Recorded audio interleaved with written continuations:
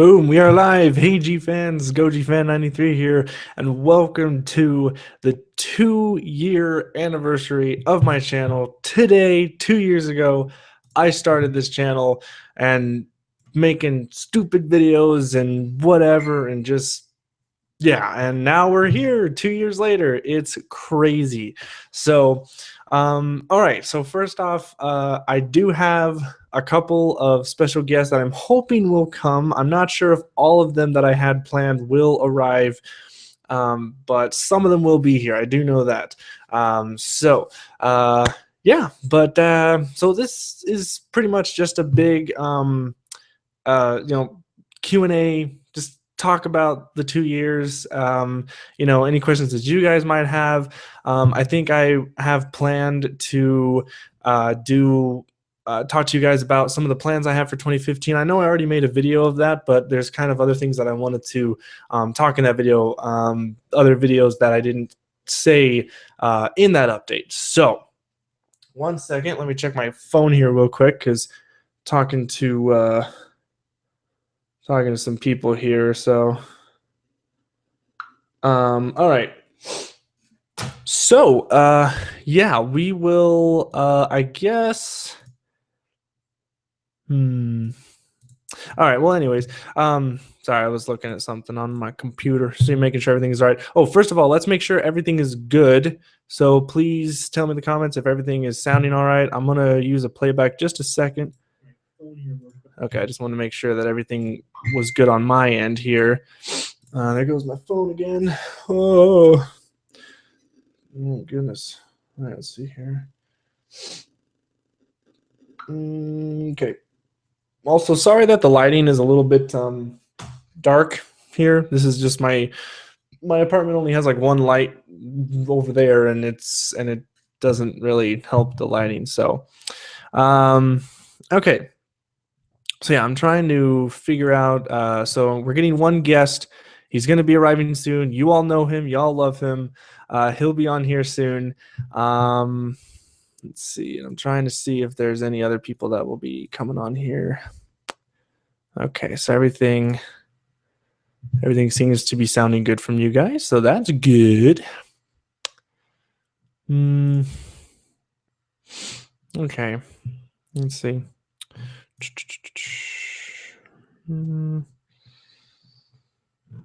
Let's see here. I got one idea here. 1 second, guys. Oops. There we go. Let's see. Invite. Sorry, guys. I'm just trying to figure out all the guest situations. You know who's going to be coming on here and all that stuff. So, all right. Okay, let me see.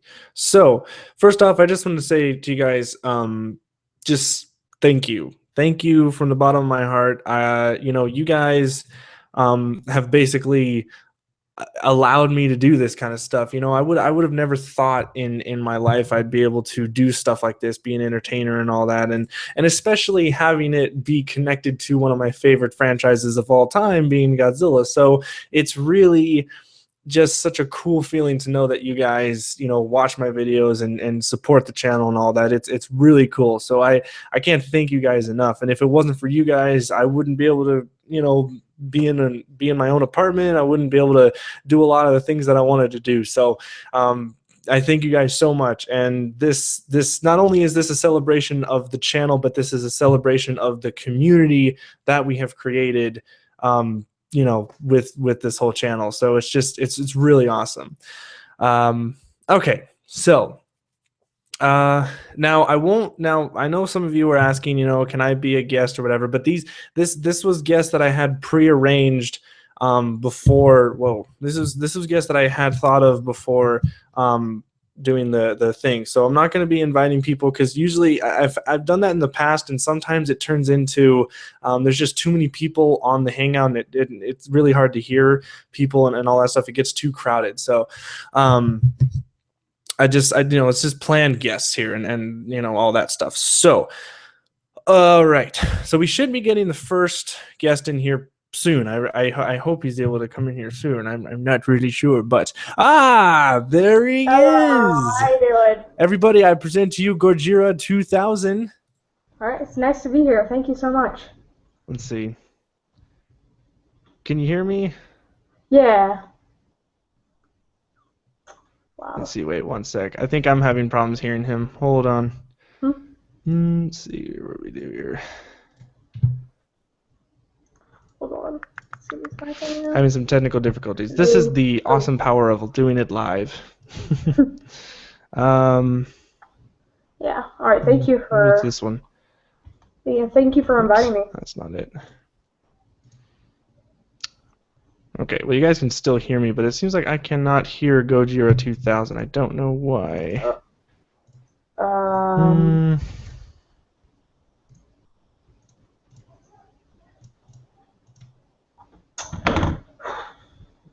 The mixer is. Okay. Working. Can you hear me? Yeah. Okay. He can hear me, but I can't hear him. That's weird. See, I'm having this problem with my laptop. See, because this is the thing that bugs me about this laptop that I have, because I still haven't gotten my computer fixed. So that's the thing that's really annoying me about this. But whenever I plug in my mic now to my laptop, it for some reason disables my whole audio system on this laptop, and I don't know why it does that. So 1 second, guys, bear with me. Let's see. Maybe it's me.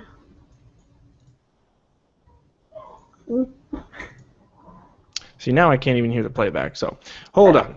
GojiFan93's, maybe you can like talk and just make some entertainment while I figure out my end here. So they can hear me, I guess. If I wonder if they actually can. All right, sure. So I don't even know if they can hear me. I actually don't. I legitimately do not. So I guess you guys can hear me. Hold on, I'm gonna go check if you guys can. I think you guys can, right? Right here, I'm gonna go check out the thing. See if you guys can hear me. All right.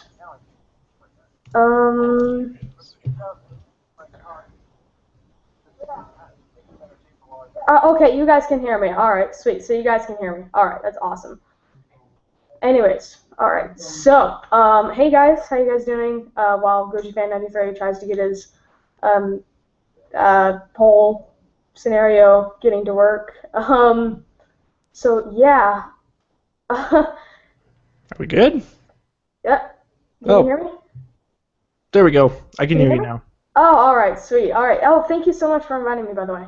Yeah. This is awesome. I mean, I didn't even know. That was awesome, dude. Thank you so much. The thing is because I said this before, but you are like the next generation of like a Godzilla channel. Like the way you do things, you are uber professional with the way you do it. Your videos are like, I mean, you've got this professional attitude with it, and I don't know, I admire it. So that's why I wanted you to be a part of here. So. Yeah, I was I was going to do my Godzilla-thon today, and I was just watching on here the Toho collection. I was just watching Invasion of the Astro Monster. So I was preparing to do a video, and then I got invited to this. So this is awesome. Yep. So all right, now we still should have another guest coming on here pretty soon. Oh, sweet. And I know that he's been texting me. He will be arriving soon, I hope. Let me just get the chat back here. Okay. No. Okay.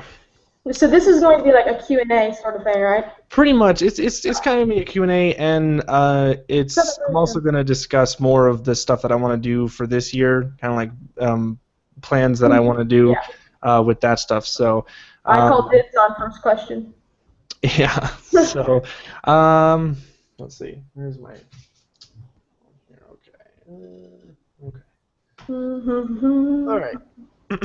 So, I guess we can start with some questions. So, well, hello, dog.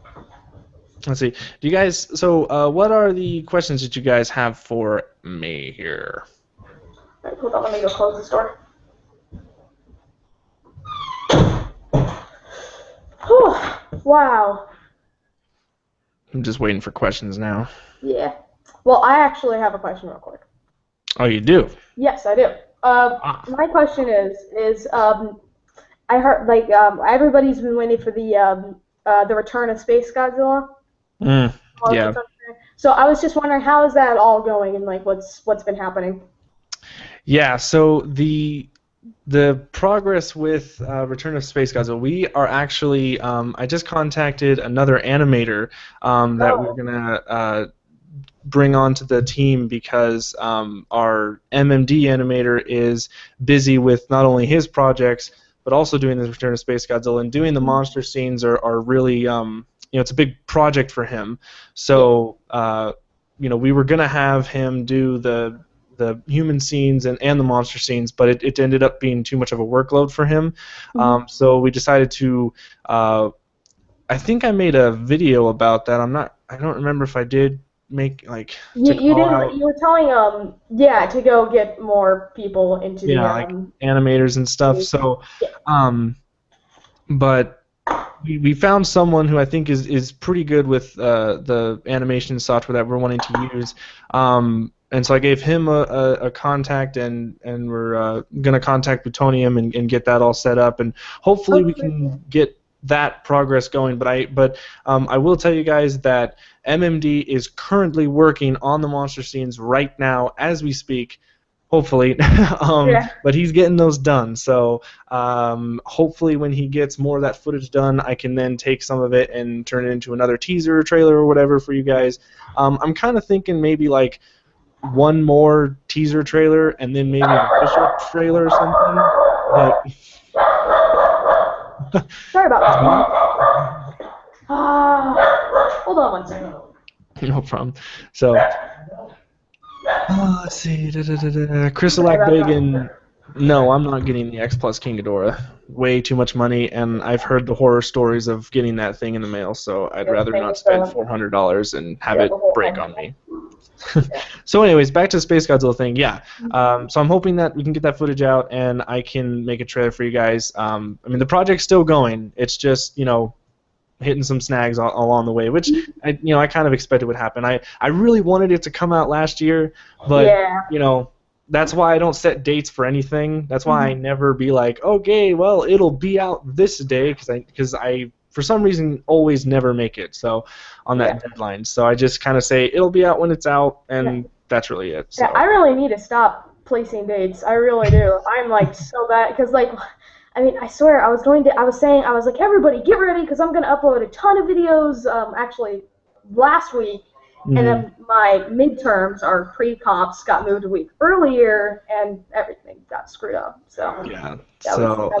But yeah, so that's the progress with Space Godzilla. So I knew that would come up as a subject sooner or later. And also, I want to reiterate, it's not my movie. Okay, I'm helping it, but it's Plutonium 2356's movie. I want everyone to know that. A lot of people think it's my own. Like I'm the brainchild of it. I'm not. I'm just helping him with this trilogy of films. So. All right, let's do some questions here. So let's see. What brand of figure would your dream? What brand of figure would your dream if it made 1984 Goji? Okay, I think you're asking like what brand, like company made an 84. Well, I mean, I'm kind of content with my X Plus figure, but if there, I mean, I guess SH Monster Arts. That'd be cool to see one from them. So I would definitely pick that up. Even I'm not a big collector on SH Monster Arts, but if it was an 84, I would definitely pick that up. So. Oh, actually, I see one from Sword Sam. It says, "What is your favorite Gamera and King Kong film?" Okay. Well, Gamera, that's definitely Gamera 3, Revenge of Iris. That's definitely the best one in my opinion. And King Kong, the remake, actually, a lot of the Peter Jackson King Kong. That one. Yeah. Oh, what? I personally like the original King Kong. That's my favorite. I love that film. Okay. Yeah, it's a lot of people might, be like, "Oh, well, the original's better." But I don't know. I think Peter Jackson took what the original did and actually perfected. Modernized it or something. So. See, the Austinod. Goji, will you ever play Eat Them multiplayer? Not really. I mean, I already played the game. They have multiplayer on that game?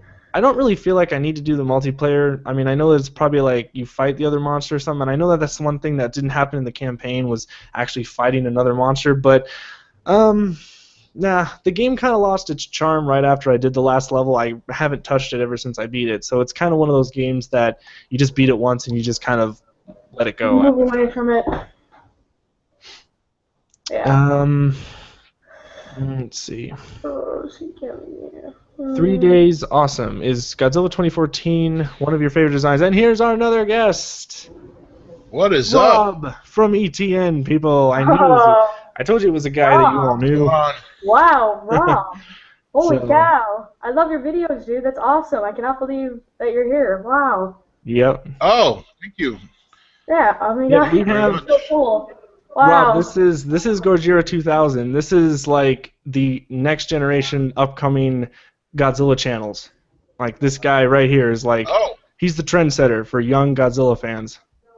Yeah, didn't you just hit 400 subs? Yes, 420 actually as of now. See? Rob knows shit. Oh, boom! Next guest, Richard Issa. Wow, good timing. Do it. All right, yeah, here we go. See, now it's starting to pick up, isn't it? What's up, Rich? Not much. Welcome to the party, Richter. See, Oh my now the God. chat's just gonna go Oh my crazy. The God. chat's just gonna be Richard going nuts. So I bet. Holy crap. I bet for Oh. Gojira 2000, this is probably a crazy thing for you right now. You're in the Well, midst yeah, I mean, of. all my favorite YouTubers are all joining one call, and I'm just like sitting here like a newbie. I mean, holy cow! Yeah. See, Wow. like I said, I just told Rob, Rich, that Gojira 2000 is basically the next generation of a Godzilla YouTube channel. He's got it. He's professional with it. His videos are entertaining. He's like the young. He's got it. He's got it going. So. Good. Start young. That's the way to start. I've been listening to the stream since you started. It's just I'm working on a review at the same time, so I'll take a break from that. Cool. It's a What's the written figure? review. What's the next review? The 30cm Mechagodzilla X Plus. Oh, But I'm doing my written review. I already did my video review. Oh, that's right. Yeah, because I was about to say, wait, didn't you already do that one? But Yeah. So. It's on FreshVinylHQ.com. Plug in your little. Yeah, I have to do that. So, all right. Let's see here. So I'm thinking one more guest might appear. Not sure, but. I have a guess. I have a guess. Brandon Teldon or Tenold. No, not Brandon Tenold. I was like, that would have been like the bonus right there. If he popped on here, then that would be amazing. I'd freak out. I would freak out. He's one of my favorite YouTubers. I think he's awesome. Yeah, he's great. Yeah. Sadly, who's the other person you're expecting? Well, I want to keep it a surprise to the chat. All right, so. keep it low. But he's basically a clue that I think will give it away is that he's like one of my first subscribers, and now we're like the best of friends. So I think maybe Usually it turns out that way. Yeah, pretty much. So. The first people that subscribe to your channel on YouTube never leave. Yeah, that's for sure. Yeah. Even though I used to have the, I kind of missed the group with Riv, Ultramoth 1. Let's see. J. Corolla 4, Plutonium 2356 was also with that. Nicholas Walker, which was the Master of Carnage 77, and whom I know I'm missing someone. Oh, Dirge 77 Dirge, I think is his name. Yeah, so I kind of miss doing that crew. Like we had a lot of hangouts when I first started, and we also did the Godzilla Generations Let's Play together, because that's when I did like an experimental Let's Play where I actually had a hangout and everyone would watch while I would play, and that was fun at first, but then like the last episode there were so many people in the hangout it got too chaotic, and so I was like, okay, this is probably not a good idea to do. That's what happens with hangouts now. I've heard so many people just don't want to do them because it gets so chaotic, especially when you add just so many people into it. It's crazy. Yeah. I was like, you know what? It's not. I'm the only one in my hangouts. Like that's really what it's been like, you know. Yeah, Yeah, Yeah. definitely. It's the only time I use Hangouts. Yeah, so we're pretty much going to take some questions, and feel free, all of us, we can answer them. So feel free to ask any of us questions and stuff like that. So I just got to really quickly educate some of the people that are watching the live stream.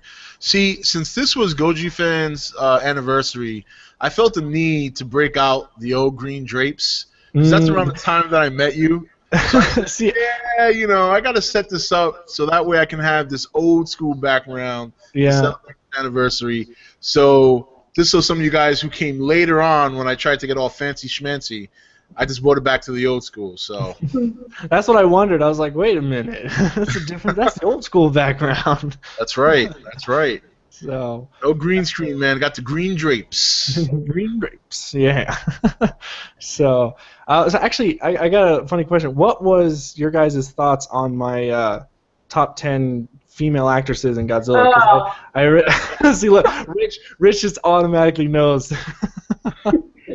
I got some flack for it, let's say, on some Facebook group. Isn't it like #1 on your list? Everybody's #1 female actor. Oh yeah, everybody, yeah. She's just, yeah. I feel shamed. I haven't actually seen it yet, but who is your #1? It's the protagonist from GMK, the female character in that one. Yeah. The camera. Like the orange, kind of short hair. Yeah. So, and you got flack for that? No, it's because I left someone out from the Showa series. Oh. Okay. Look, you had Elizabeth Olsen on there. You gotta be. No, okay. Yeah. All right. I'll give this away. My God, horrible. Having Elizabeth Olsen on there, I just did that for shits and giggles. Honestly, after you told me that, I thought that was great. I just did that for fun. Yeah. I still say when you do your top 10 actors, your #1 and 2 should be together, and it should be Matthew Broderick and Maria Portillo from Tino. I was actually I released the top 10 male actors, and putting that guy's name, I was gonna put him in there just for shits and giggles as well, but I haven't watched that. I decided not to deal with all the flack there, and so there was actually one guy that I forgot to put in. And it was Yuki from Space Godzilla. I totally forgot about. I wish I would have put him in there because he is also another one of my favorite actors because he was just so funny. He had a good character. I like how a lot of his character from the film from Space Godzilla reflected back to his brother in Biollante, right? Yeah. It was his brother-in-law.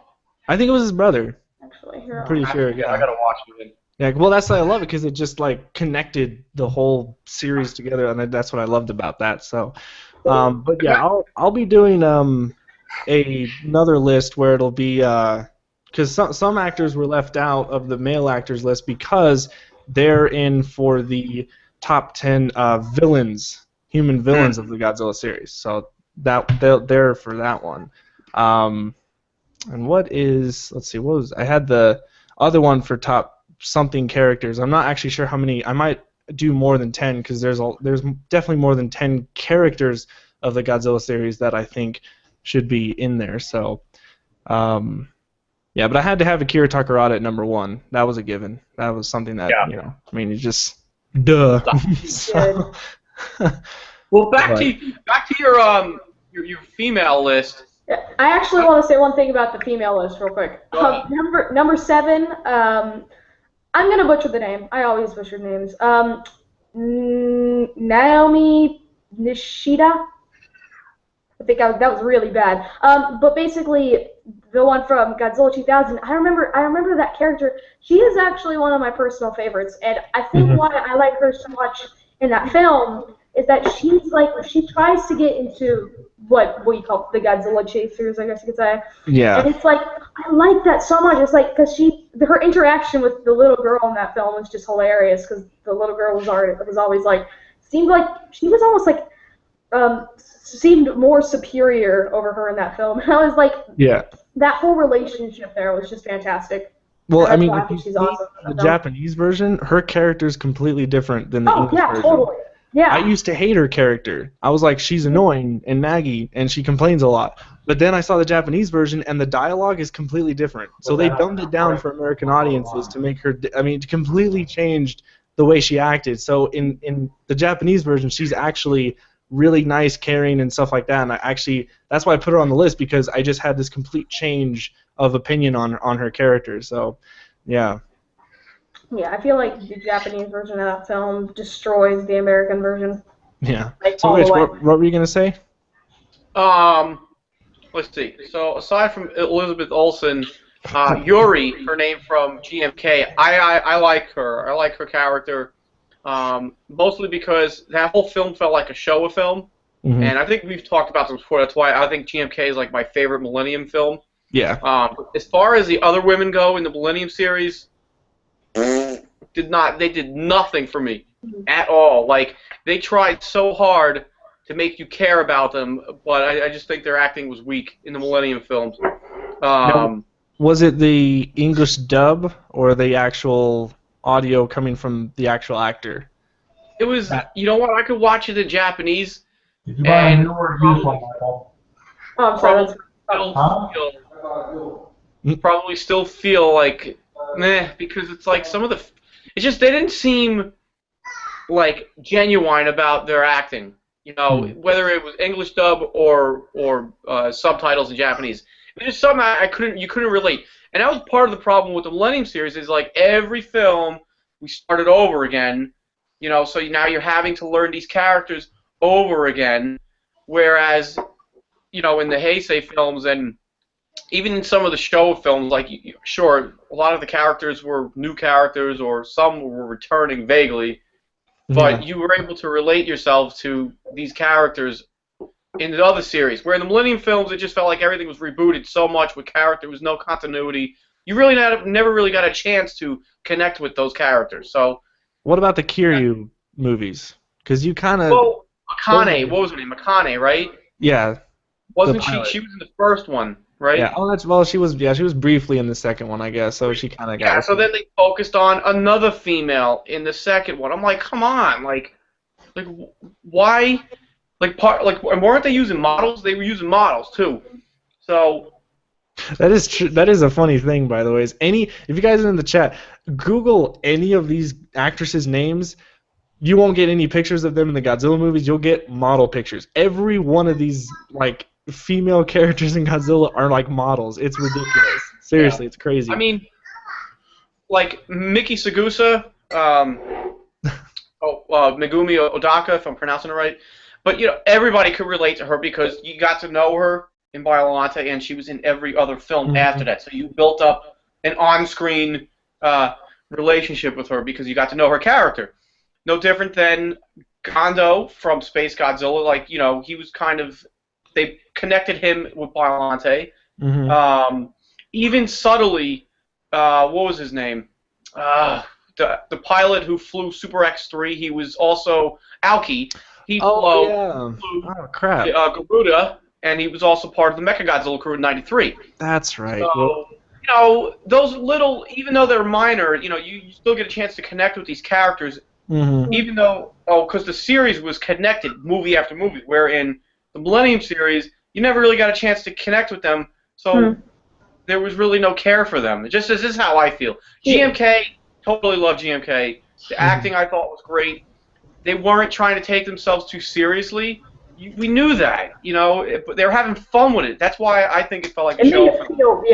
They made it feel better that way. I feel like everyone likes GMK. I mean... Yeah, I've never seen it not on a top 10 list. Like, yeah, that's one of the movies, it's always on the top 10. So, Rob, what do you think?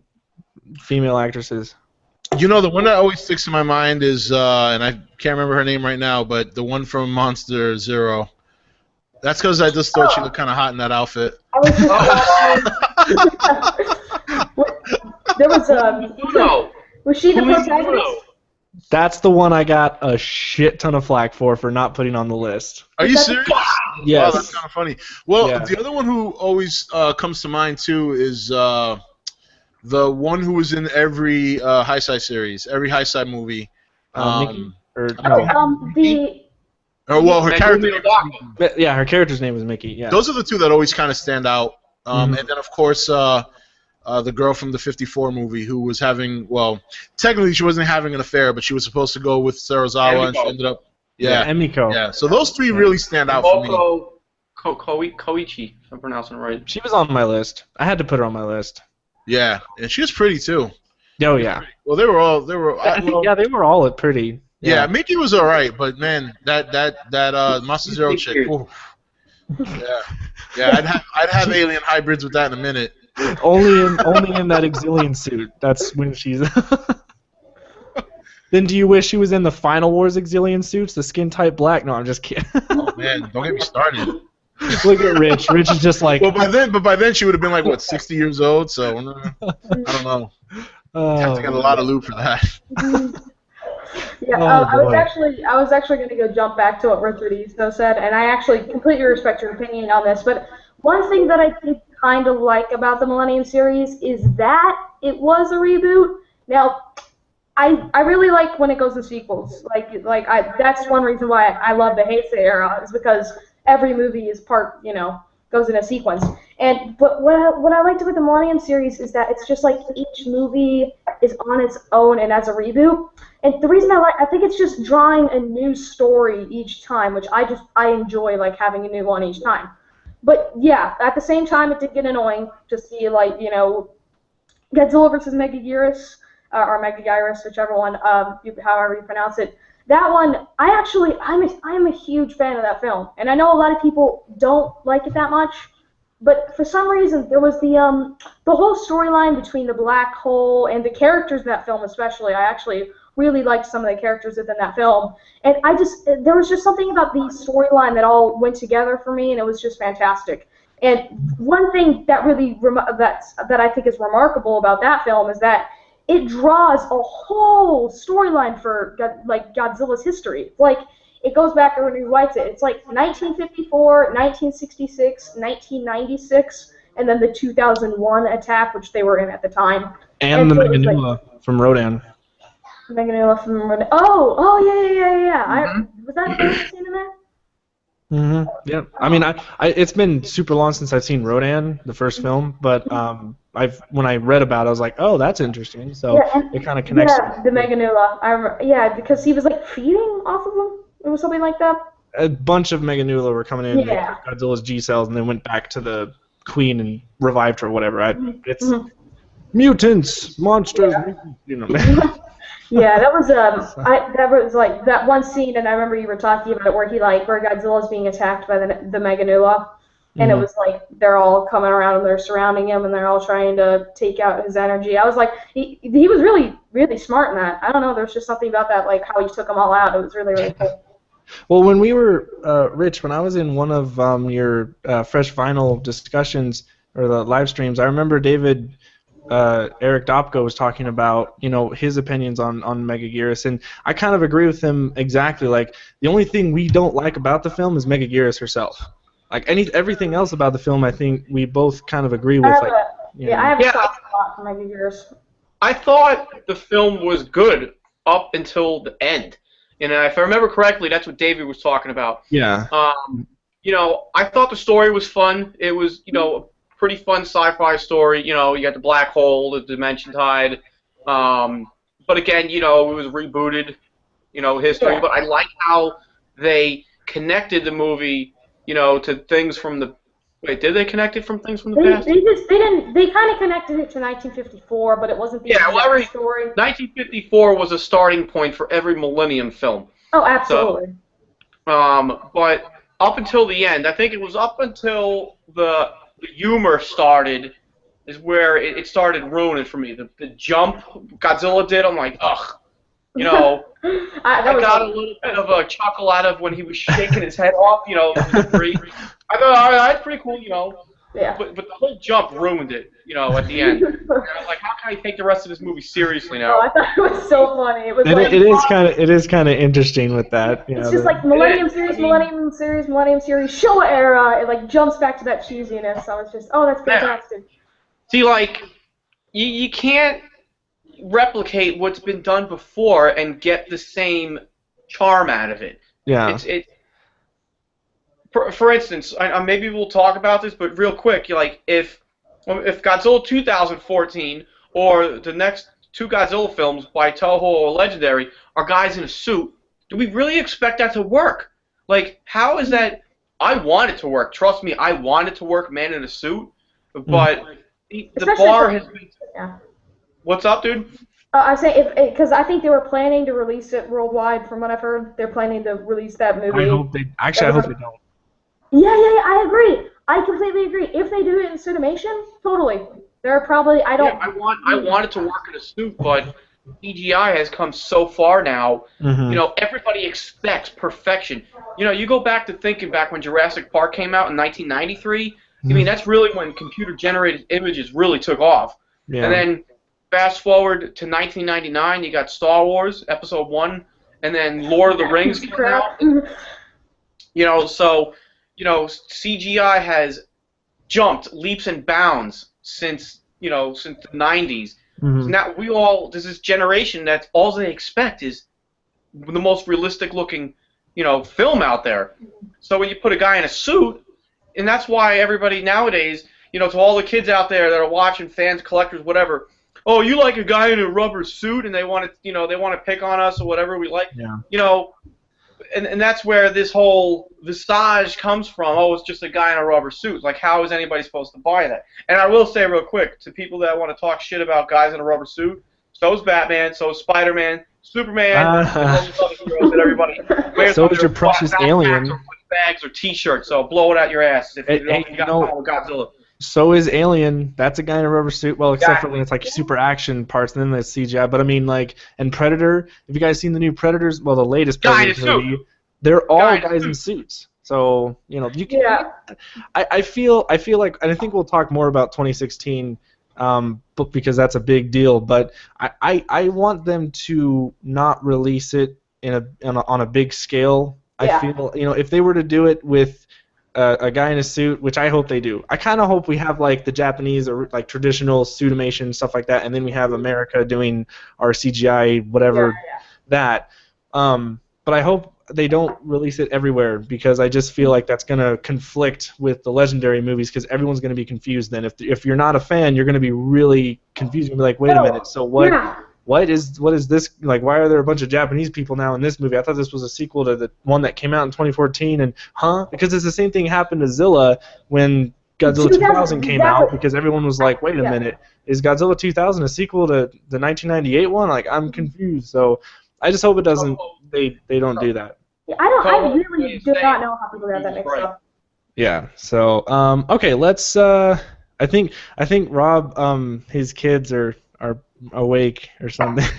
Oh yeah, they're awake all day. So that's why when they start yelling, I mute the mic. I'm like, okay. As I see your face, you're just like. Yeah. Yeah, they're okay now. I think they're all right. So, Yeah. But yeah, the suits. I really think Toho's gonna do a little bit of both. That's what I think. Which should be fine. I mean. It's been such a big debate. I mean, this debate's been going on since like before 2014 even came out, and I think there's a certain level of realism that you can get from CGI that you can't get from a suit. Absolutely. With the exception of the fact that they both look fake in their own right. Obviously, in a rubber suit, you can see clearly that it is a suit. Where CGI, I mean, you can clearly see that doesn't belong there. So. I like them both, and to me, the best of both worlds is to have motion capture, which is a guy in a suit being recorded through CGI. And Avatar. I think that's the best you can do, and I'm hoping for the 2018 movie that's what we get. It would be great if they got Andy Serkis to do it. They got him to consult the movie, so why not step it up and have him just play Godzilla? And for Japan, I think they have many, many different suit actors who are more than capable of pulling off a CGI motion capture Godzilla, probably better than Serkis to some extent because they've had experience in the suit already. Yeah. So that's my look on it. I think it's something that you can just take advantage of both. I don't think you need to. I mean, people are always going to favor one over the other, but I think they both bring advantages that. You could utilize, so we'll see. Yeah, maybe we'll see. Yeah, all right, what do we got? More questions? Let's see what we. I have one other thing to add on to that, real quick. this was a lot of people have been talking about this. They want pseudomation, but they want it to be enhanced by CGI, like kind of like Final Wars in a sense. But it's just that's my view on it. And one other thing, if it were to be released in America after per se, if it's just released in Japan, my only fear would be is that we're going to have the same screwy crap as every single American film with, removing the good parts of it that we like in the Japanese versions. Like, because, every single time, because we've always said Japanese version is better than the American version basically every time. So I don't know if they would change it, but if they did, that would be my problem. True. All right, a lot of people are asking me if I've played Five Nights at Freddy's. Yes, I have. What's the obsession with this game? I know, right? Look. Yeah, here's the thing. Here's the thing with Five Nights at Freddy's. It is YouTube fodder. The game has gotten popularity because a bunch of popular YouTubers, PewDiePie, Markiplier, other whoever knows, they've played the game and they've exposed the game to all the people and everyone's going crazy. The same thing was with Minecraft. Same thing was with Super Meat Boy. Same thing was with all these like Happy Wheels. All these games are, I call, YouTube fodder. Everyone plays them because it gets views, it does all this, and that's why I don't do that, because I don't want to play. There's nothing new I can bring to the table. For like the only super mainstream game that I'm gonna play is Evolve. Like that, I've done one video on. I did a Twitch live stream of that. I played it. But that's because it had monsters in it, and it's actually really fun. But that's probably the only mainstream game I'm gonna play, and I'm not gonna do like a bajillion episodes on it. Like I'm gonna do the campaign of it, and then once the credits hit, you guys know my quote on that. I'm done. Once I see credits, I'm done. So, but yeah, Five Nights at Freddy's. I've played it, but man, it is definitely kind of getting annoying. Like everyone talking about, it's just like Minecraft. Oh yeah, totally. Minecraft. It's like it's lost its charm, I feel, and unless the Five Nights at Freddy's 3, which I know is coming out, if they need to change the whole game aspect of it, because if they keep it to where you're just a guy looking left to right, closing doors or whatever, and something pops out at you, that's just doing it 3 times the same. It's not gonna, so they have to like really change it up with the third one. So I hope that they change it up, and but I'm never gonna play it. I'm never going to do Five Nights at Freddy's. I'm never going to do Happy Wheels. I'm never going to do any of these games that everyone's playing, because that's not what my channel's about. I play games that are rare and obscure and that not a lot of people know. So that's what makes my Let's Plays, I would say, interesting, because I do games that not everyone does. So that's really what I can say for that. So. Hey, I got a question for all of you, because this has been a pretty hot topic on the channel. I even covered it today when I recorded the podcast with Xander and Olivia. How do you guys feel about Mechagodzilla in the Legendary series? I just want to get your opinions. I don't know if you. I for one, as much as I love Mechagodzilla, I don't see it working, because why would any government build a mechanical version of Godzilla when they can just build a robot? But there's a lot of people who really think it could work. Now, storyline, I'm not questioning a story, because a good writer can incorporate anything into a movie, story-wise. I just think it's the kind of kaiju that, unfortunately, as much as we love it as a Godzilla fan community, I think the general audience might just walk out the theater. Yeah. To be honest. I just want to get your guys' thoughts. All right, well, Rich, we'll start with you. All right, so watching Godzilla 2014, one thing that I felt was refreshing was we had a new kaiju. It wasn't something we've seen before, so that made it easy for us to not have to compare the Muto, however you pronounce it, to something that came before.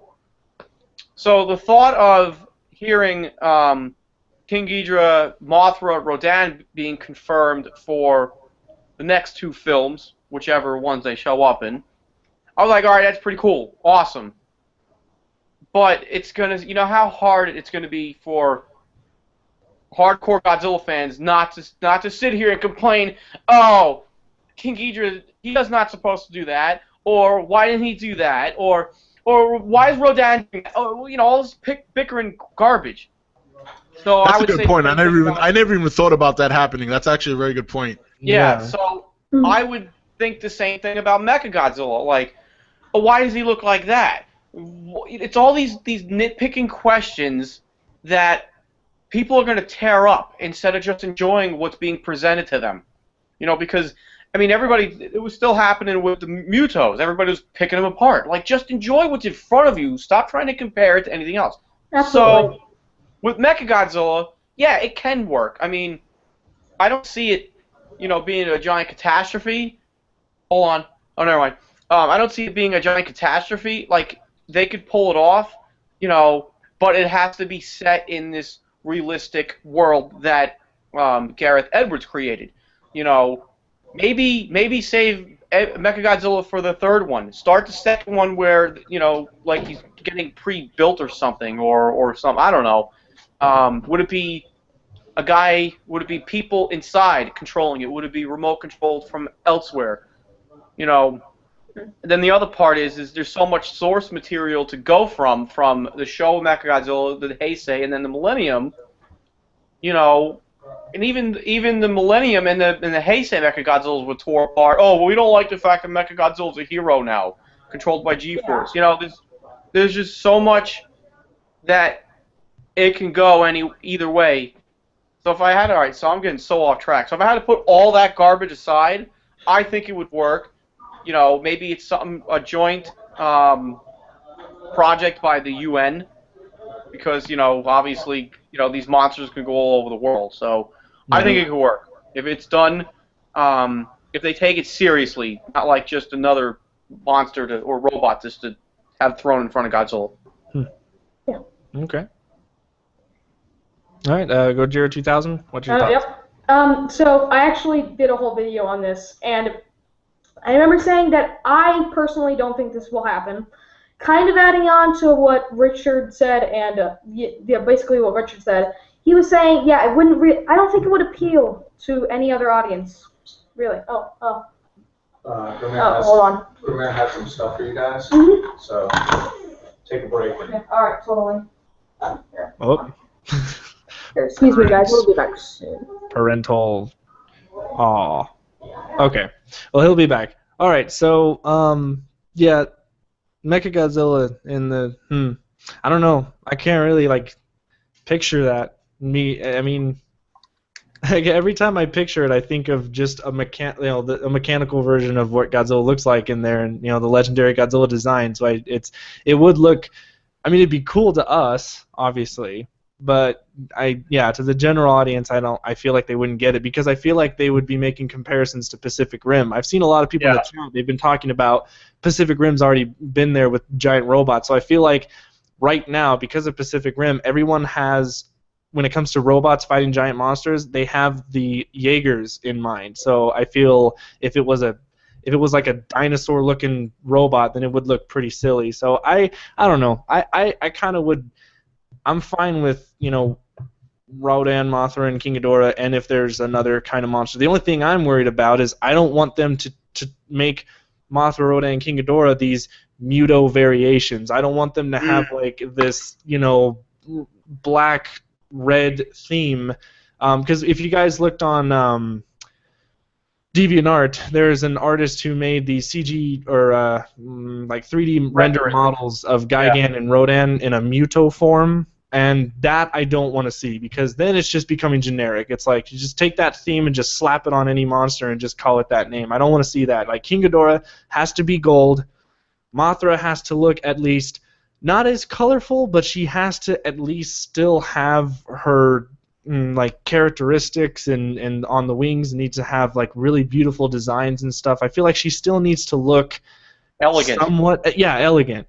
And Rodan, obviously, I think Rodan they could get away with making him look more realistic, because Rodan is, he's just a reptile. Yeah, he's just a big reptile. I think they'll have the easiest time with Rodan, to be honest, both in design and story-wise. Pretty much. I don't think that's going to be difficult. I think Mothra and Ghidorah are going to be the tough ones to pull off. Yeah.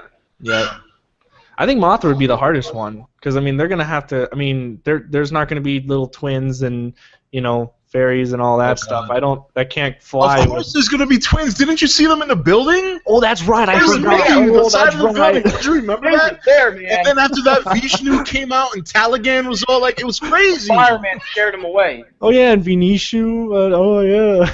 Yeah, it was crazy. That first movie. I mean, Oh God. I think there are some people also when it comes to Godzilla 2016. People are saying that the design already was released. It was like it's this like CG or computer generated looking model, and that's once again it's a fan made thing. And I can't wait to start again with these whole fan made pictures. People thinking that it's official, things like that. I can't.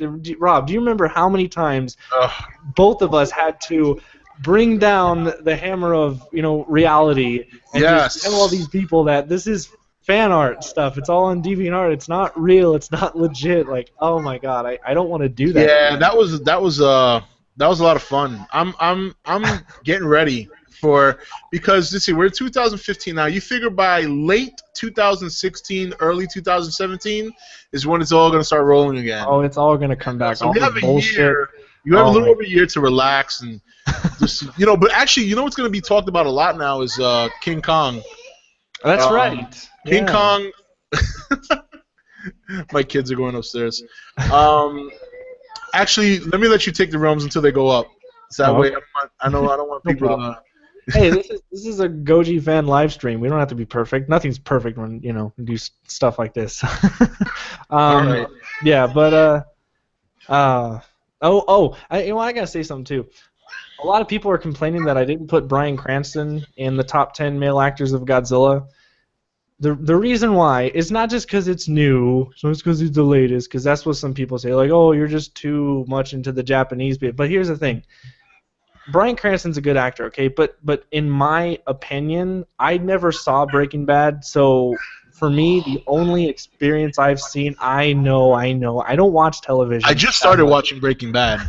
I'm almost done with season 2 already. So with Bryan Cranston, the only experience I have watching him is with Godzilla, and he died in the first half of the movie, and he didn't really get a lot to do in it. So I mean, he didn't even see Godzilla for crying out loud. Echolocation. So for that, he didn't make it on the list because he just didn't. There wasn't a lasting because even with the female characters or the female actresses that I had when I was writing up the list, the thing that makes me go what is my genuine thought when it comes to thinking of the 10 people that I can think of instantly. And when I was writing the list, obviously Akira Takarada was the first thing that popped into my mind. Then I had oh son of a gun, I can't. The funny American guy from Final Wars. Good God, I should know this. Damn, he was also a fighter. Don something. Shit, I met him at G-Fest. I don't know why I cannot remember. Somebody will mention it in the comments. But yeah, so when a name popped up into my head, or when I thought of what Don Fry, yes, Don Fry, that's him. That's his name, son of a gun. Yeah, so that's what made me put those characters was just in my head, just instantly thinking of them, So, but obviously Elizabeth Olsen, that was a joke. That was just for fun. So, that's why she was number 10 because he was. Well, what I was gonna say was, if it makes people feel better, I did put Bryan Cranston on the ETN 2014 Viewer Awards for Best Supporting Actor in Godzilla. But he's got stiff competition because he's up against Godzilla for the Best Supporting Actor. But we also got Ken Watanabe for staring at the screen in awe for Yeah, he I just kind of hope they go with a new cast in the second movie too. I don't want to see. Or at least have Ken Watanabe be more of a main character. Well, I don't mind seeing him come back, but I'm talking about Aaron Johnson. Yeah. They can kind of. This is rich. Yeah, rich. Yeah, I wasn't a big fan of what he did. Crash out and go grocery shopping. Honestly, Right. I would rather I don't hate him in Godzilla, but the more and more I think about it, and the more and more I watch 2014, I look at him and I say, you know, he's not into it. He doesn't actually want to be in this film. You know, he like, because I saw Kick-Ass and Kick-Ass 2, and he was way more like, you know, into it. Yeah. He was way more Kick-Ass. Way more Exactly. Kick-Ass, yep. So I just feel like he just kind of did this to maybe put on his resume that, hey, I played in Godzilla, so whatever, and just make a paycheck, I guess. I don't know. I mean, Yeah, I'm not saying that was his he looked very intention, disinterested. Yeah, he disinterested. That's Yeah, he looked very disinterested. So, Oh but my what I God. was going to say earlier about King Kong, so it turns out, I don't know if you heard this, but it turns out that the movie is not going to be like a prequel.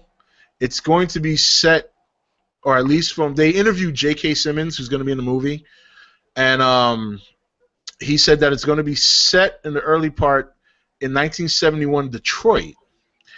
And I guess that's going to be like I guess a flashback portion of the movie, but it's going to be set a little bit more modern.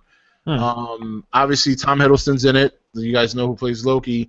And then the other rumor is that Michael Keaton is going to sign on to be in the movie as well. That's a rumor. So The better but Batman. I thought, yeah, but I thought it was interesting that they're setting it under a new time period, because all the time King Kong's always been like in the 30s, and so yeah, it's gonna be pretty interesting. So in this one, so the title's called like King Kong Skull Island, right? Yeah, I think Kong Skull Island's the official Kong Skull title Island. now. Okay, Yeah. and so the events of him, you know, climbing up the tower and falling, that's not going to That's happen. the part I don't know. Like, it doesn't sound like that's going to be part of this. It doesn't mean that it's not going to happen, but I don't know. I'm wondering if it's just going to be a whole new Kong movie, because from what they made it sound like, they could just be changing the time. I can't picture where in Detroit you would want to drop Kong from a building. So I don't know if they're going to just kind of rehash that, but I don't know. It'll be interesting to see, though, because you know me, my brain's always twisting when I hear new stuff. Oh yeah. So A lot of people are asking Godzilla versus Cloverfield. it's not even a competition. I mean, if you look at the size of Cloverfield, he's not, you know, Godzilla could just stomp him. You know? Yeah. There's really no comparison there. I know. There's a lot of Cloverfield lovers out there. I love Cloverfield. I like Cloverfield as well. I would love to see a sequel. Oh yeah, But, I'm waiting for one. There's some rumors floating around that J.J. Abrams is wanting to do it. Yeah, well, I'm sure after the success of Godzilla, he's probably like, okay, well, there's a Market. fan base for this. Yeah. So, but yeah, I think Clover is as far as fighting, nah. There's actually not too many kaiju that he could beat at all. Yeah, Maybe he's- Minya, but you know, he's even that good. would be close. Anybody could beat Minya. Actually, Well, the only kaiju I think he can really beat and whoop his ass is Destroyer. I gotta say that right now. Destroyer. He would wreck Destroyer. That's true. Yes. Yeah. You got proof that Destroyer's lost to Manila. So You know what? I do. It is recorded. it is recorded. It's on record. So It is. So it made a lot of people angry. Let's see how many Destroyer fans I pissed off out there. Here's a good thing to ask everyone, actually, including you guys here. What did you guys think of Godzilla versus Gojira, the final battle of fantasy battles? Let's see what they have to say. Anybody? Oh wow. Well, I watched it. You know, I was kind of like, well, it's. Ivan JJ produced it, just so you know. You know, I sometimes I don't mean to interrupt. Sometimes, and I gotta be real here, okay? If you guys get pissed off, it's too bad. Sometimes these guys chime in like we don't know what the fuck we're talking about. Oh yeah. You know what I'm saying? Everybody knows that Matt Reeves directed the movie, but JJ produced it, okay? That's why JJ gets the right to talk about a sequel, because it is still his product. Yeah. Sorry, Rich, continue. No, it's all good. Wait, I was on Cloverfield. So wait, what were they asking? No, just some people tend to correct, and it's like we I know see. this. I just don't feel like we have to state every detail when we're discussing things. Rob, it's the internet. You make one little mistake that's like 5 seconds in your video, that's the focus on the whole video. Right, but nothing else. technically we didn't make a mistake. We just didn't mention it. Exactly. It's the We're internet. stupid. We were bored yesterday. Yes. People need it spelled out for them on the internet. Godzilla 2014 is filmed in Vegas. Ah! It's in Vegas. It's not New York. Dude, we could have a whole live stream on topics like that, and man, I will be having a 12-pack to go with it. So we'll save that. Yeah. That sounds like a date.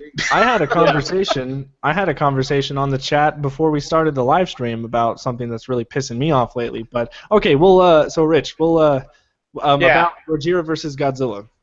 All right, so I have to watch it again. I know I watched it twice when you first did it because I remember you messaged me on Facebook and like, oh, everybody's losing their shit, and I was like, oh boy, I can't wait to read the comments. It's true. Know. But all right, so the first fight you had, Godzilla 2014 win, and then the second one. Correct me. Did you start off as Burning Godzilla? Mm-hmm. All right, so it's technically tied. So you should go back and do one more to clarify. Well, in a way, when I was first figuring out what to do for this battle, because I didn't even actually was gonna do it with the Godzilla PS3 game. I was actually waiting on Daikaiju Battle Royale, the creator, to release Godzilla 2014, the characters on that, so that I would have the original 1954 Godzilla fight Godzilla 2014. But it never came out. He never released them in time. So I was like, okay. And then this came out, and then when they announced that Burning Godzilla was a playable character, I was like, that would be pretty cool. And this is all for the chat because I know a lot of people take that series way too seriously. No. This is not Death Battle from Screw Attack, okay? I'm not taking details and all these research on the characters and making them even Rob, you do that. You have like a computer software that takes the characters' stats and has them replay a battle 1,000 times. Actually, I'm still getting comments on Godzilla vs. Cthulhu before I even did the live stuff that Tinsley helps me with. And that one I did about a year ago. It's my most commented video. It's got about 1,300 comments, and it gets comments every day. Yeah, I bet. Butthurt Cthulhu fans who are following the Dungeons and Dragons rules when I'm going by the H.P. Lovecraft book where Cthulhu did not have, solar beams coming from his eyes and all this crazy shit. So, yes, I know. I was doing and the video was actually harder to do than I thought it was going to be because then it turned out that the Godzilla game didn't have a versus mode, which I thought it was going to have. There was a source that said that there was going to be this somewhat. They said that the King of the Monsters mode was going to be where you would fight a bunch of other monsters in a row. So I thought, okay, well that'd be cool because then I could select, the characters and have them fight. But I actually had to play the campaign, and I had to then start recording it at the part where you turn into Burning Godzilla, and then kind of play it, but not because obviously when someone commented on, they were actually pretty smart about this. They commented on the first part of the battle when I was playing as Godzilla 2014 fighting 1994. They were saying, man, you must have had to hold back on playing as 2014 because you could have killed him in 5 seconds, which you can because 2014 in that game is ridiculously overpowered. I mean, you can take out any monster in 5 seconds. So with that, I had to kind of make it all cinematic. So I would move Godzilla backwards and then kind of move him forward, and I would kind of make them go in a circle and kind of eyeing each other, and just kind of I would have to hold it there. I mean, I was wanting to play the game, but I had to remember that okay, I'm supposed to have this kind of be a length, not a super lengthy battle, but somewhat of not just a 5 second thing. Yeah. So then it got to the part where Burning Godzilla popped up, and that was kind of the same thing. Although 2014 was a little bit tougher to fight, there was actually a couple times where I died a lot. Obviously that's cut out, but I actually got trapped in a corner, and 2014 would just keep on pounding me, and I couldn't get out of it. I'm like, well, I'm dead here. But yeah, it is tied. Technically, it's a tied battle, but the storyline of that battle is the day battle, and it's just an ordinary Godzilla versus the 2014 Godzilla, and then it kind of you see 2014 take out Godzilla with his breath, but then I don't have a cutscene for it or anything. It's a bad segue into the next battle because I didn't have any way to like do a good segue into it. But then, Burning Godzilla pops up, and, I kind of make it like it's a continuation of the battle, and then all of a sudden the sky's like all orange and dark, everything's dead around him, and then I have, Burning Godzilla fight Godzilla 2014. So it's the same Godzilla, he just gets back up and he's more powerful and then kills 2014. So technically, the Japanese Godzilla won. It's just some people think that, it is a tie because it was kind of two different battles, but I kind of wanted them to be one continuous battle, but it's just because of that middle part between those battles that I couldn't make it. There was no way I could, put it together, kind of. So I guess some people kind of thought of it two battles, but in my eyes, I wanted the Japanese Godzilla to win just because. That's just how it has to be. So I would have went full force with 2014 just to wrestle some Jimmies. That's true too. Well, I wrestled a lot of Jimmies, I can tell you. If you go to that video and you go into the comment section, oh my God, there are people that are just going insane over this video. It's hilarious. I love reading the comments on that video. Oh man, I'm gonna have to go check it out. It's so funny. That's funny. Oh Chris. man. So. There are some weird people in your comment section talking about. I have to agree with Rich on this one. I'm looking at the comments and I'm like, are these people like? I mean, I know some of them are kids. Yeah. So that's all good. Yeah, I'm sorry. Well, here's the thing. Actually, Rich and Rob, I gave you guys admin power or moderator power. So if you see some little kid shit talking or doing some kind of bullshit, block them instantly. I don't give a shit. How do I do that? With the flag? I see the flag. You highlight their name. You go to the flag. Yeah, there we go. Yeah. And you this click. Is why I'm an asshole in the Godzilla Collectors group. Yeah. Banhammer. Yep. Because okay, this is something that I need to address. And Gojira 2000, we actually know this because the last live stream I did, if you guys watched through the whole thing and you kind of like the last 5 minutes of it, I get extremely pissed at the chat because all of a sudden, like me and Gojira 2000 were talking about, Bandai Creation and NECA. We were having a really good discussion, and then all of a sudden people just like started commenting on the worst kind of things, and I'm looking over here, and I watched the video recently, and Gojira 2000's just talking and stuff, and I just see myself, I'm looking like this, and I'm just like... I was going to ask you what happened in your last live stream because some people were alluding to it in the chat. Oh yeah, I bet they know. They know. You guys know. And right now, this is one of the biggest pieces of bullcrap. Don't ask me to invite you to the stream. Yes, I addressed that at the beginning of the stream. I developed what's called the Joshua Hopkins rule, and ever since experiencing Josh's live streams back in the day, I don't invite anyone. Unless it's somebody who has something significant to bring to the live stream that people want to watch. But when people ask me, I'm like, no. Exactly. That's what I made that apparent at the beginning of this live stream that I would not be doing that. But I've had this annoyance for the past month now of this person, and I know who this person is now because if it is him, because it's the internet, I really don't know.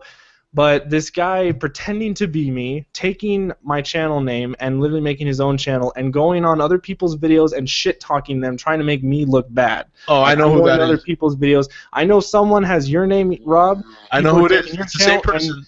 And Rich, I just blocked someone before this stream started that was taking your name and Somebody told me that. I'd like to know who they are. Yeah, I could shout them out right here because I have proof. I know who it is. Yeah. I haven't addressed it with the person yet, but I'm going to. But yeah, if I told you who it was, you wouldn't be surprised. I'm getting pretty sick and tired of it because you keep on doing it. If you're listening, whoever you are. Fuck nugget. So sorry. Anyways, if you're listening, I will ban your channel again and again and again. I've already deleted one of your channels before, and I'll do it again. It's super easy. It takes me 5 seconds. Go on YouTube, and I'll report you, and you're gone. Simple. It's easy. Yeah. Doesn't take a lot of effort. So if you want to come in and try to ruin my reputation, screw you. I'll take you down. That's it. And you don't have any power because if you want to do the same thing to me, YouTube's going to see that I'm the original source. They're not going to take me down because I'm the original name. So that's I'm the old. Serious. So, anyways, I kind of knew that shit would happen. But Rob and Rich, you guys have the power that I have. That if you see some shit, then take it out. Take it out instantly. I have no warning or whatsoever. I already kicked somebody because he was being so a smart sick ass. and tired of this immaturity with this stuff, and it's like I'm trying to think who's my audience anymore because. You know, ever since I've hit like 20,000 subs, I've seemed to have lost my original audience, and now I just get a bunch of these, you know, kids that aren't even interested in my videos. They're just here to be trolls. So just so you guys know, I put it in the chat for your eyes only. I saw that. Yeah. That makes sense. That's why, like I stick to Chris. Like I know you're all over the place. You do figures, you do the video games, you do like different non-Godzilla videos. Like I just broke 3,000 subs, and I'm happy with that. Wow. Give it up. 3,000 subs. Like if I had 20,000 subs, like I would hope they are core viewers, an audience that can relate to what I'm doing. You know, not just people that are just there to just.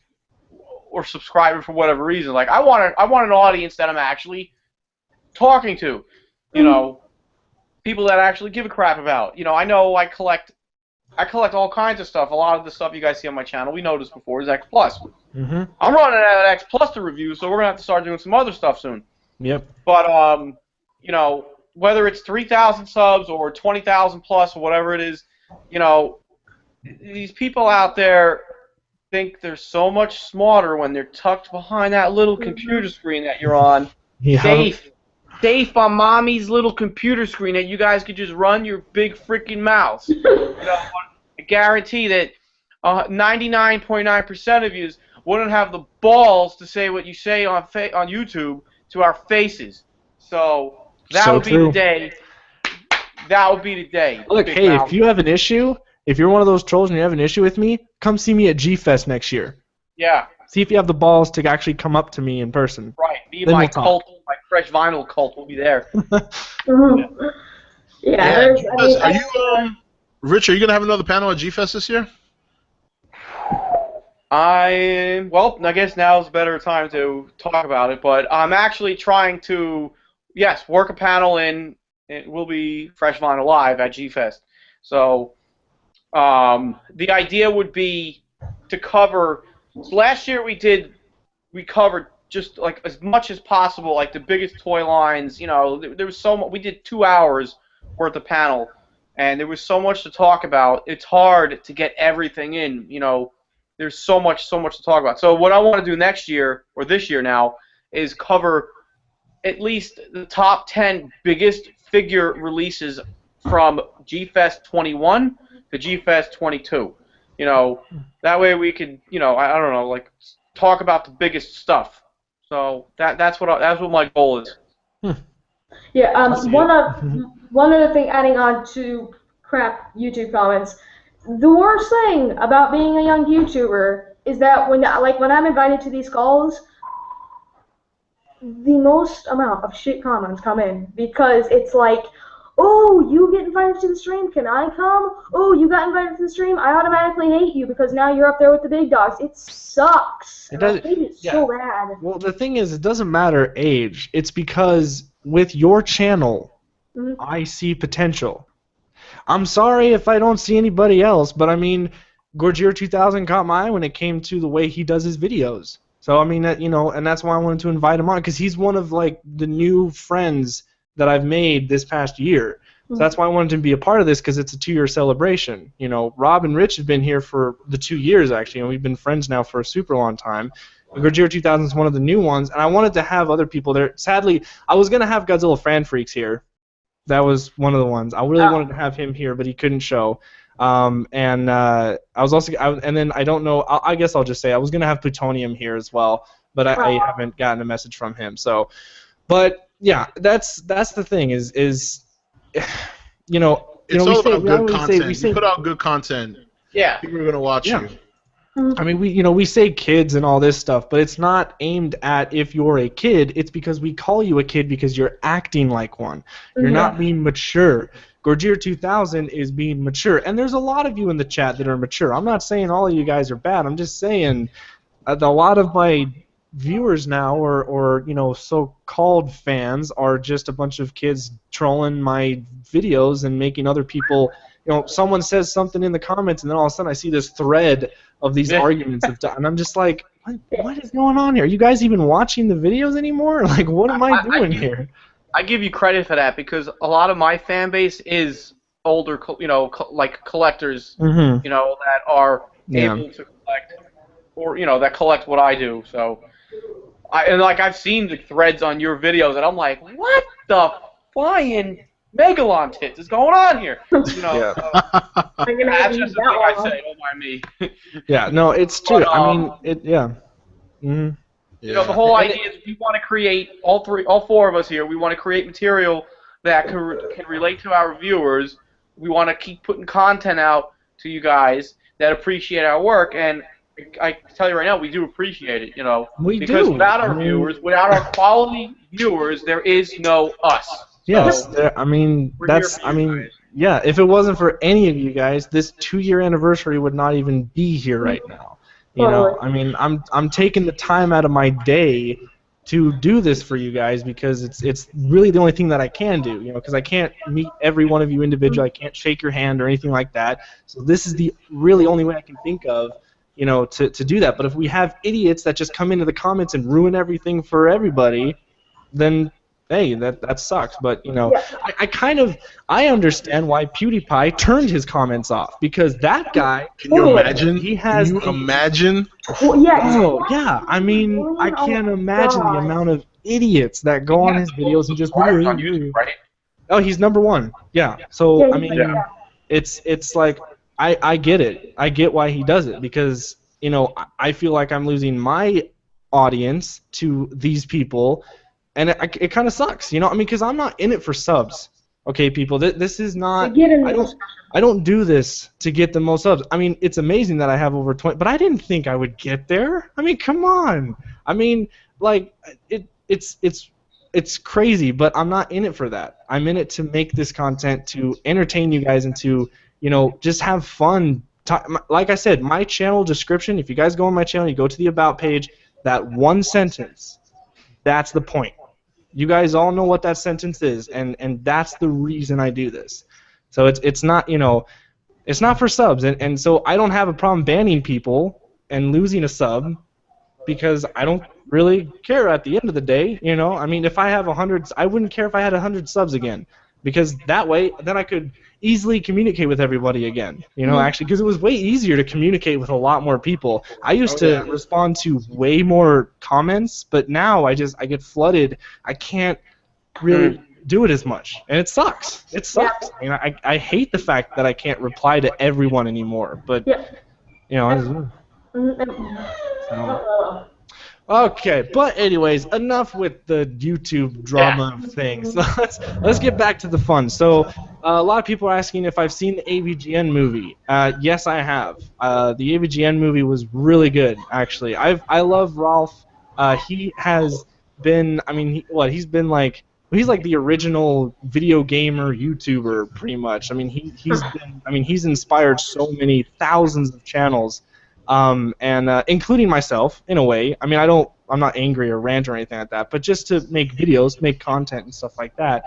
But yeah, I've seen his video and or his movie, and I thought it was really well done. So, I mean, have any of you guys seen it? I have not seen it.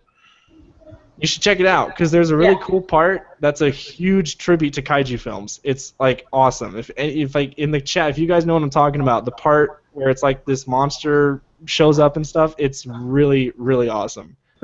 Really awesome. I gotta check it out. Yeah, I've heard a lot of good things. Xander liked it a lot. He talked to me about it. Well, you were there. You were there for that podcast. I think he mentioned it. Was it yours? Could have been yours, or it could have been Billy Dubose when he was on the podcast. Well, I think Rich needs to.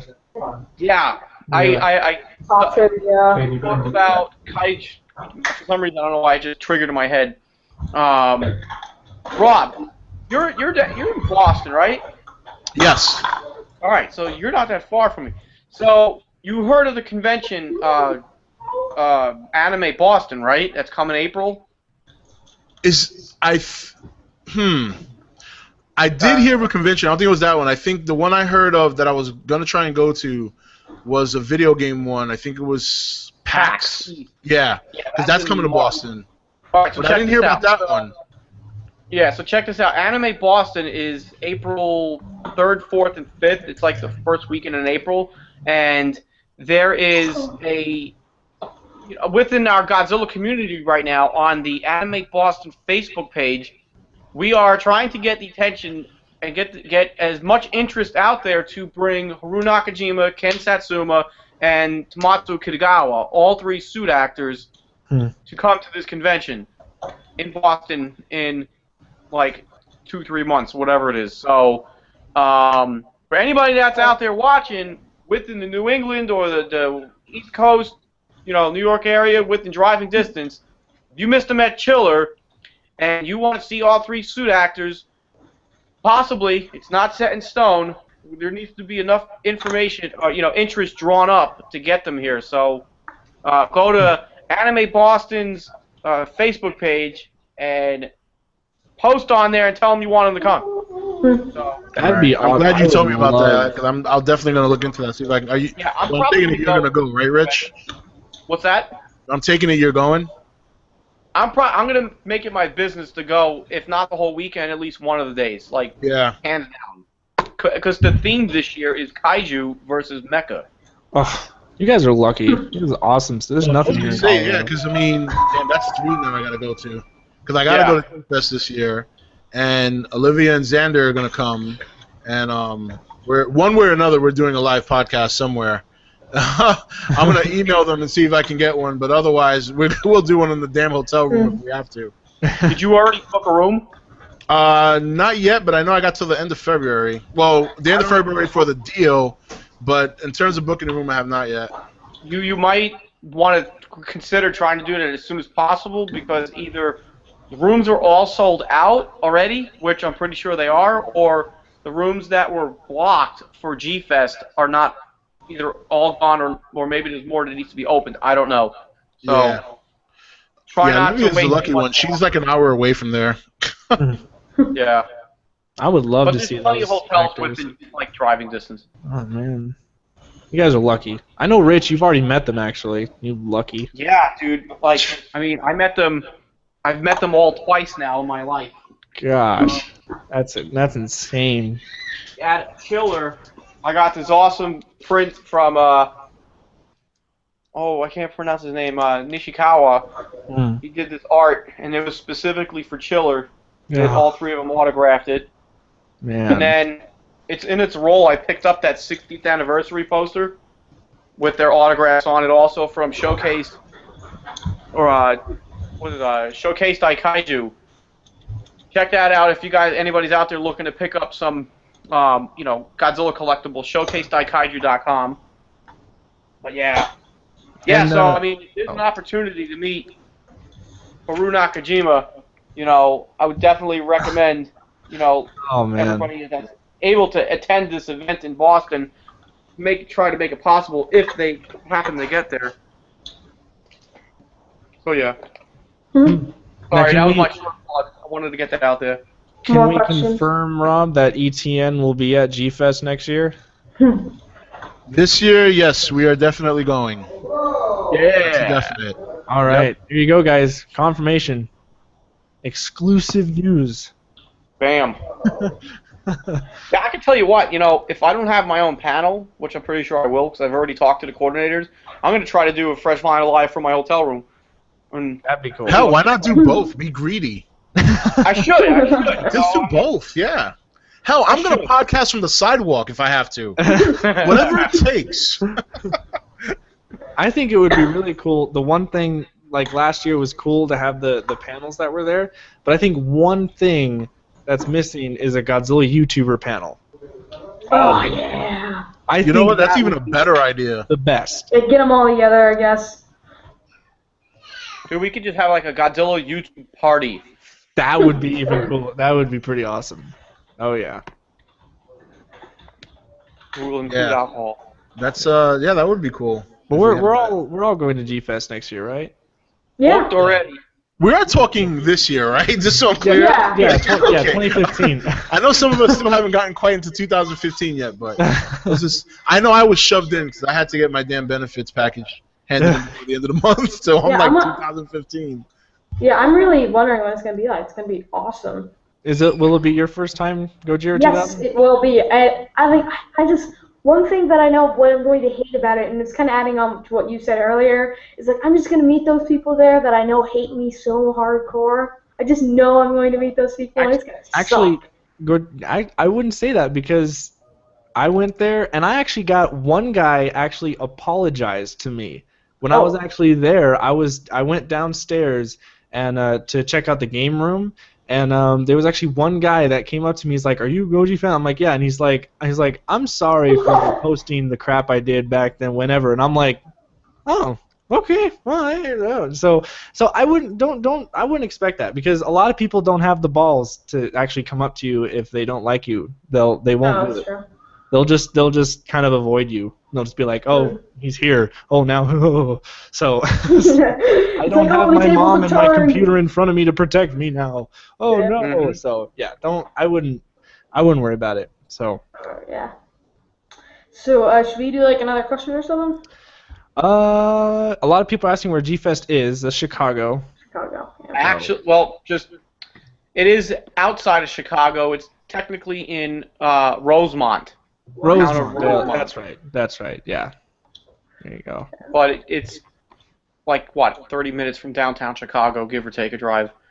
Mhm. Also, I know it's not a big secret, not that it's not to be put out.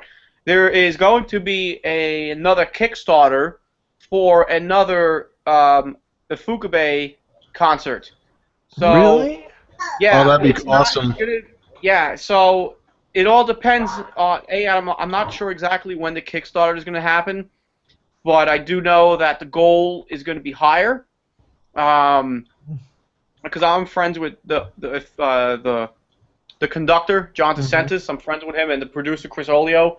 I might actually see them in New York City this coming weekend because there's a 35mm screening of Montango in Manhattan, so I might see them then. But yeah, there is works. It's in the works to do another concert, so I can't go into any details because I'm not sure if I'm supposed to be even talking about it. But to start drawing up interest, it's going to be very important that the fans that were there last year. Woo. I think it's important that we discuss, promote, how awesome it was because I'll be honest with you, like it was breathtaking. It was amazing. It gives me goosebumps right now every time I talk about it. Yeah.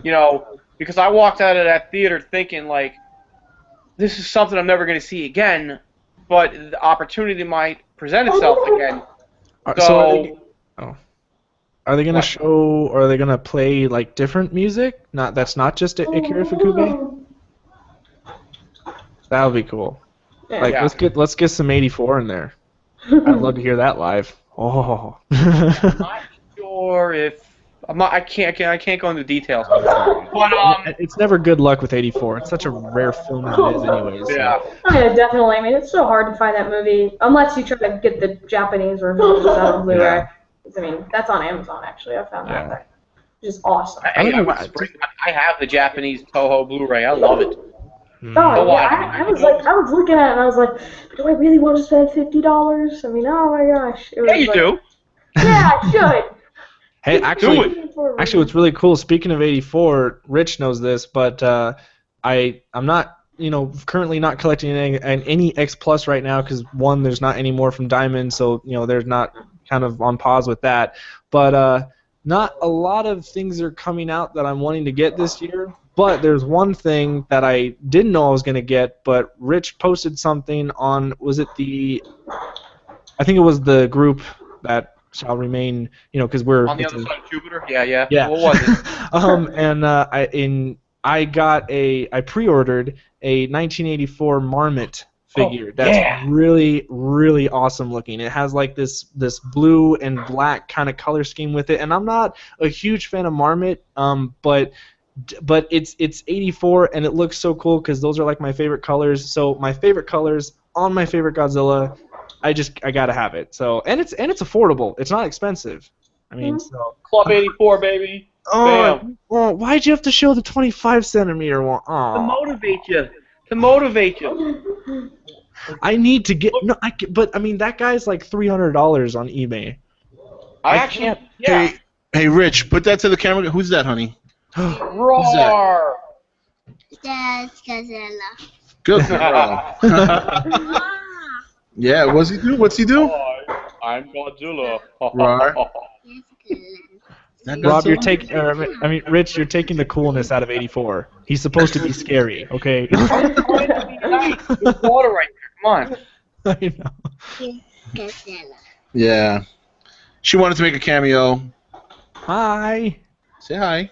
Hi. Very cute. Yeah, they can see that.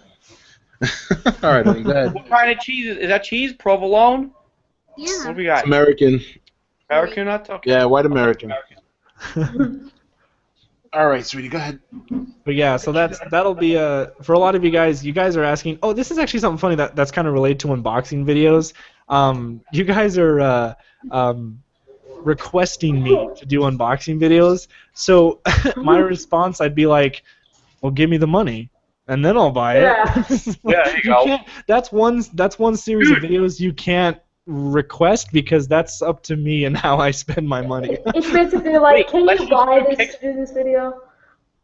Let's Wait, just do Kickstarters and then say if you guys want me to do unboxing videos, you do the Kickstarter, give me the money to buy it. Yeah. Here's a Kickstarter to give me money so I can get that 25 centimeter X Plus Godzilla 1984. There you go. See? Oh man. Actually, I have a question here I want to answer real quick. Somebody asked if my daughter does she have a YouTube channel? She actually, when she turns 18, she's gonna take over ETN. Wow. If it's really? around that long. Wow. Really? Are you like seriously or Yeah, actually, I took because I mean, she's gonna be 4 this year, so I mean 14 years. I'm already old in the eyes of the young, but but by then I'll be ancient in the eyes of the young. But yeah, actually, if my channel continues, if I continue doing this, then pass yeah, on the torch? yeah, I would just hand it off. Yeah, so That's cool. But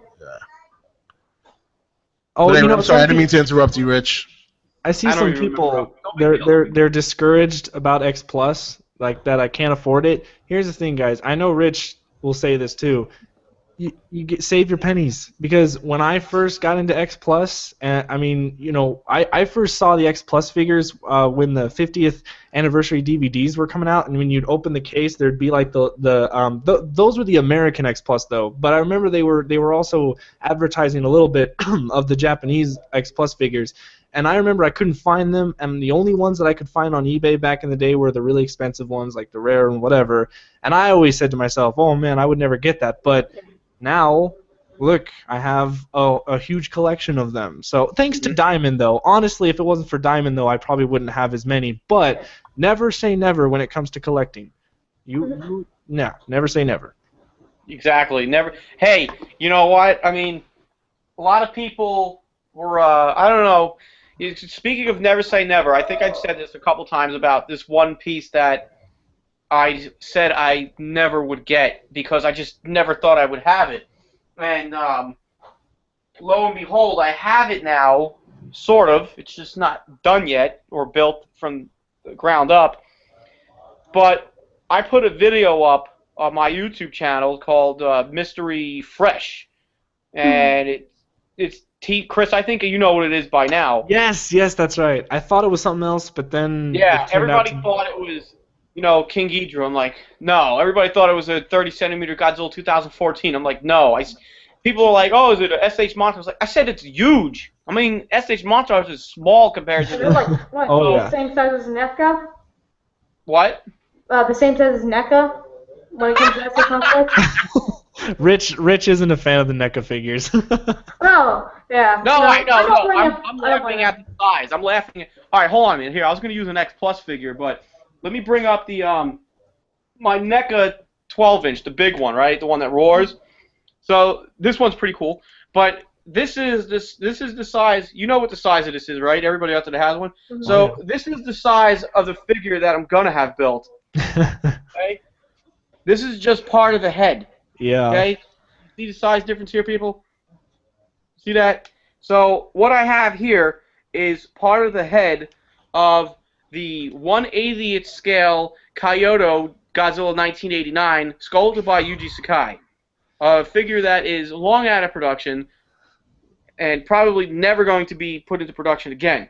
Man. So I have one, and I will have it built later in the probably summer of 2015. So this is what the video was. This was what's huge. It is by far the biggest Godzilla figure that exists, and probably the biggest one that will ever exist. I think. Yeah, it's 3 feet 2 inches tall. So I'm done. who's gonna build it for you? You know who it is. You just Okay. put your thinking cap on. All right, all right. I know who that is. Yeah, yeah. Yeah. He's the same guy that did the other one for somebody else. Okay. Yeah. So should we go like to the questions in the comments? I love the film even in the many waves. Let's see. Wait. Oh, I thought that was a question of like, who do you think will be in the next Bandai Creation wave? But I don't. I haven't heard anything from them. See, this is what I'm saying. Watch. Just watch. If NECA continues, I remember Gojira 2000. We were having this conversation. Yep. We had a discussion on it. If NECA keeps on going, Bandai Creation might fall off the radar, just like Treadmasters did, because a new company's come up. I don't know, because like Bandai Creation's been kind of slow with stuff now. Like they're not really like putting stuff out anymore of all that. Talking about NECA, I was actually seeing the 1995 figure that they're coming out with, and this might just be because at the moment that it looks like, but it looks like it's going to be a lot. I don't know why, because there's some sites putting it up for 40 and some are putting it down to 20. Those are well, basically they're assholes on eBay trying to make more money off it before it comes out. I never did eBay. Wait until NECA officially releases it on their Amazon page or eBay page and just get it for like $30 or whatever. Which, by the way, is the Burning Godzilla that they're coming out with looks pretty cool, even though it's basically just a repaint of the 94 figure that they've already come out with. But it looks really awesome. And then the 1954 figure that they're coming out with, that actually looks really, really nice, especially compared to their Abomination of 84. So the 54 figure, though, like the face, the body looks really, really good. I think even Rich, even you would like it. The 54? Mm-hmm. It looks okay. I'm not gonna buy it. Hey. It looks okay. I'm just being honest, it doesn't float my boat, Yeah. Look, all right, here's what I will say about the NECA figure.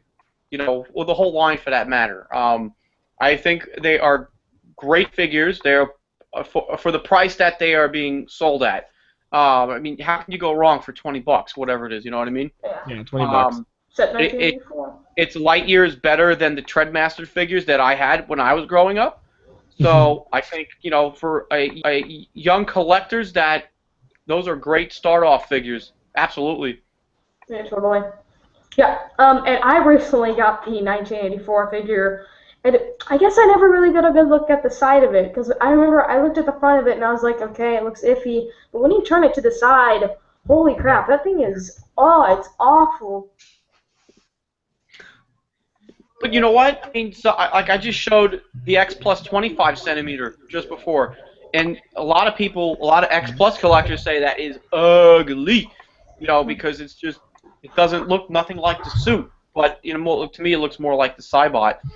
But Chris, go ahead. You got the NECA right there. Yeah, it is.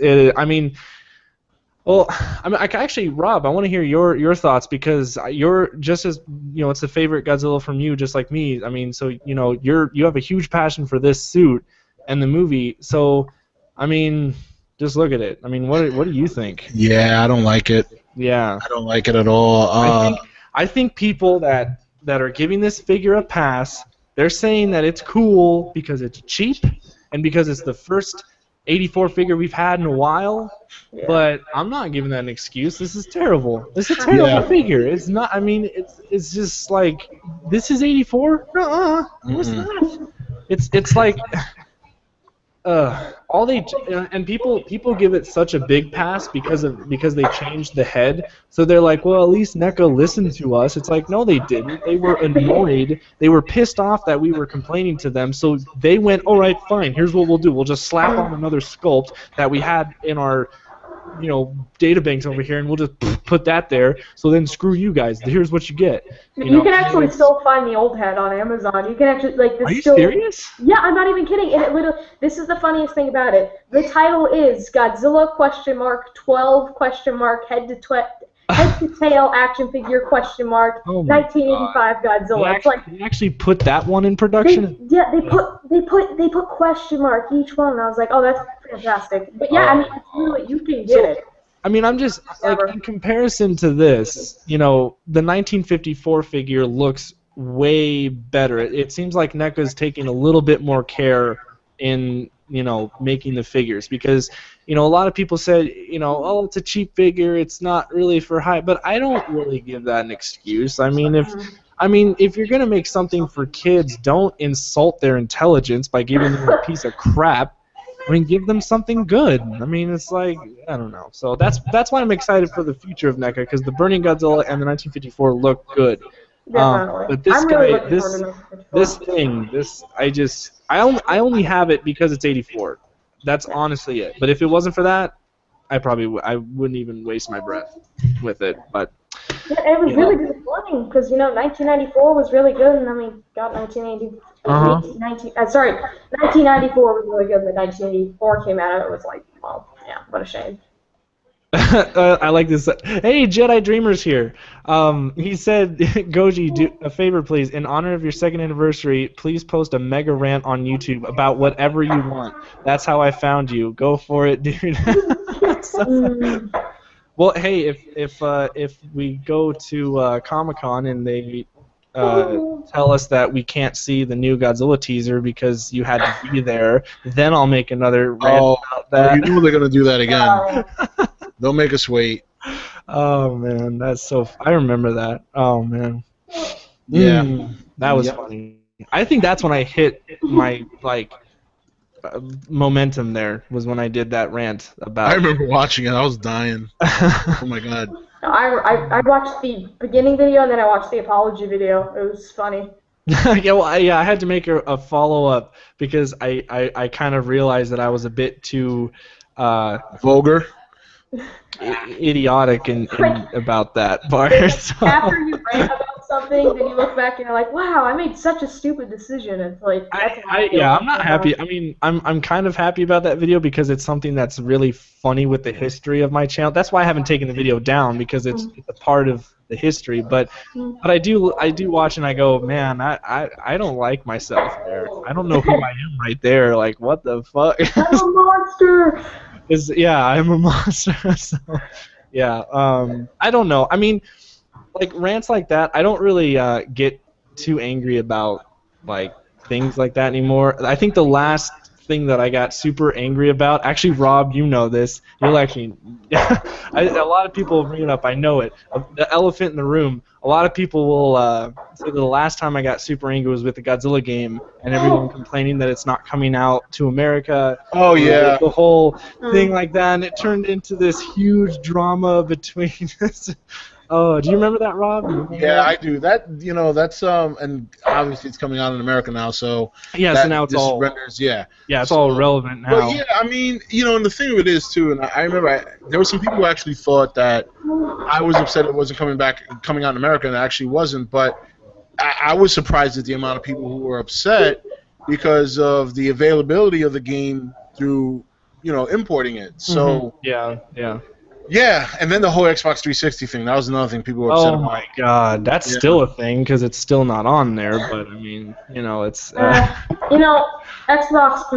compared to PlayStation, in my opinion, PlayStation's better. Hey, I'd rather have a Godzilla game be done by a Japanese developer. I mean, no disrespect to Simon Strange and what he did. He made fantastic fighting games, those 3 games.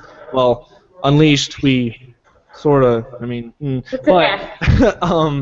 but I mean, when it comes to, I feel like, I mean, we can talk about the Godzilla game. I think that's another subject that a lot of people want to hear. But did we touch up on 2016?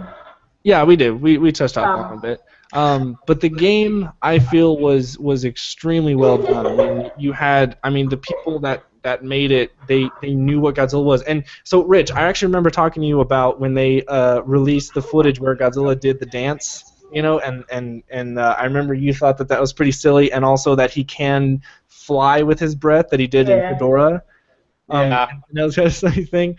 So, playing the game, that's not just an aesthetic thing to do. That's actually an attack. So, like, if you're Godzilla, you can actually turn around, and then Godzilla does his flying thing, and he'll back into the enemy and do, like, this huge amount of damage to him. And it's such a cool thing to see, because, like, this is kind of like what we were going back to when we saw Godzilla do a body slam on Megaguirus, and it didn't seem like it fit right. Watching the Heisei Godzilla do the dance and the flying with it's so surreal. It's so funny to see that it takes. That's why I love the video games, because that's what it takes. You'll never have that in the movie. It has to be done on a video game, and it's so funny. And even the dance is an attack. When you run, you have to charge the enemy, and then you hit X and square, and you have to like double tap it, and then he does the attack, and it literally knocks the enemy back. It's hilarious. The only thing they left out was dropkick from Megalon. That was the one thing they missed out. That would have been hilarious, but it was pretty funny. So I think I can't wait for you guys to get the American version, because I know Rich and Rob, you are waiting for the American version, right? Yeah. We'll wait for the American version. So you guys will. I think you'll like it. I think you will really enjoy the game. I'm pretty sure I will, just because it's the Godzilla game, and I thought the graphics looked good, and it'll be fun to play. Yeah. How much content is there?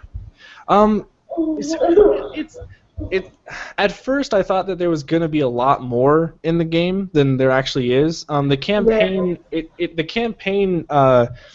well, I guess it's not really the campaign, it's more the destruction mode.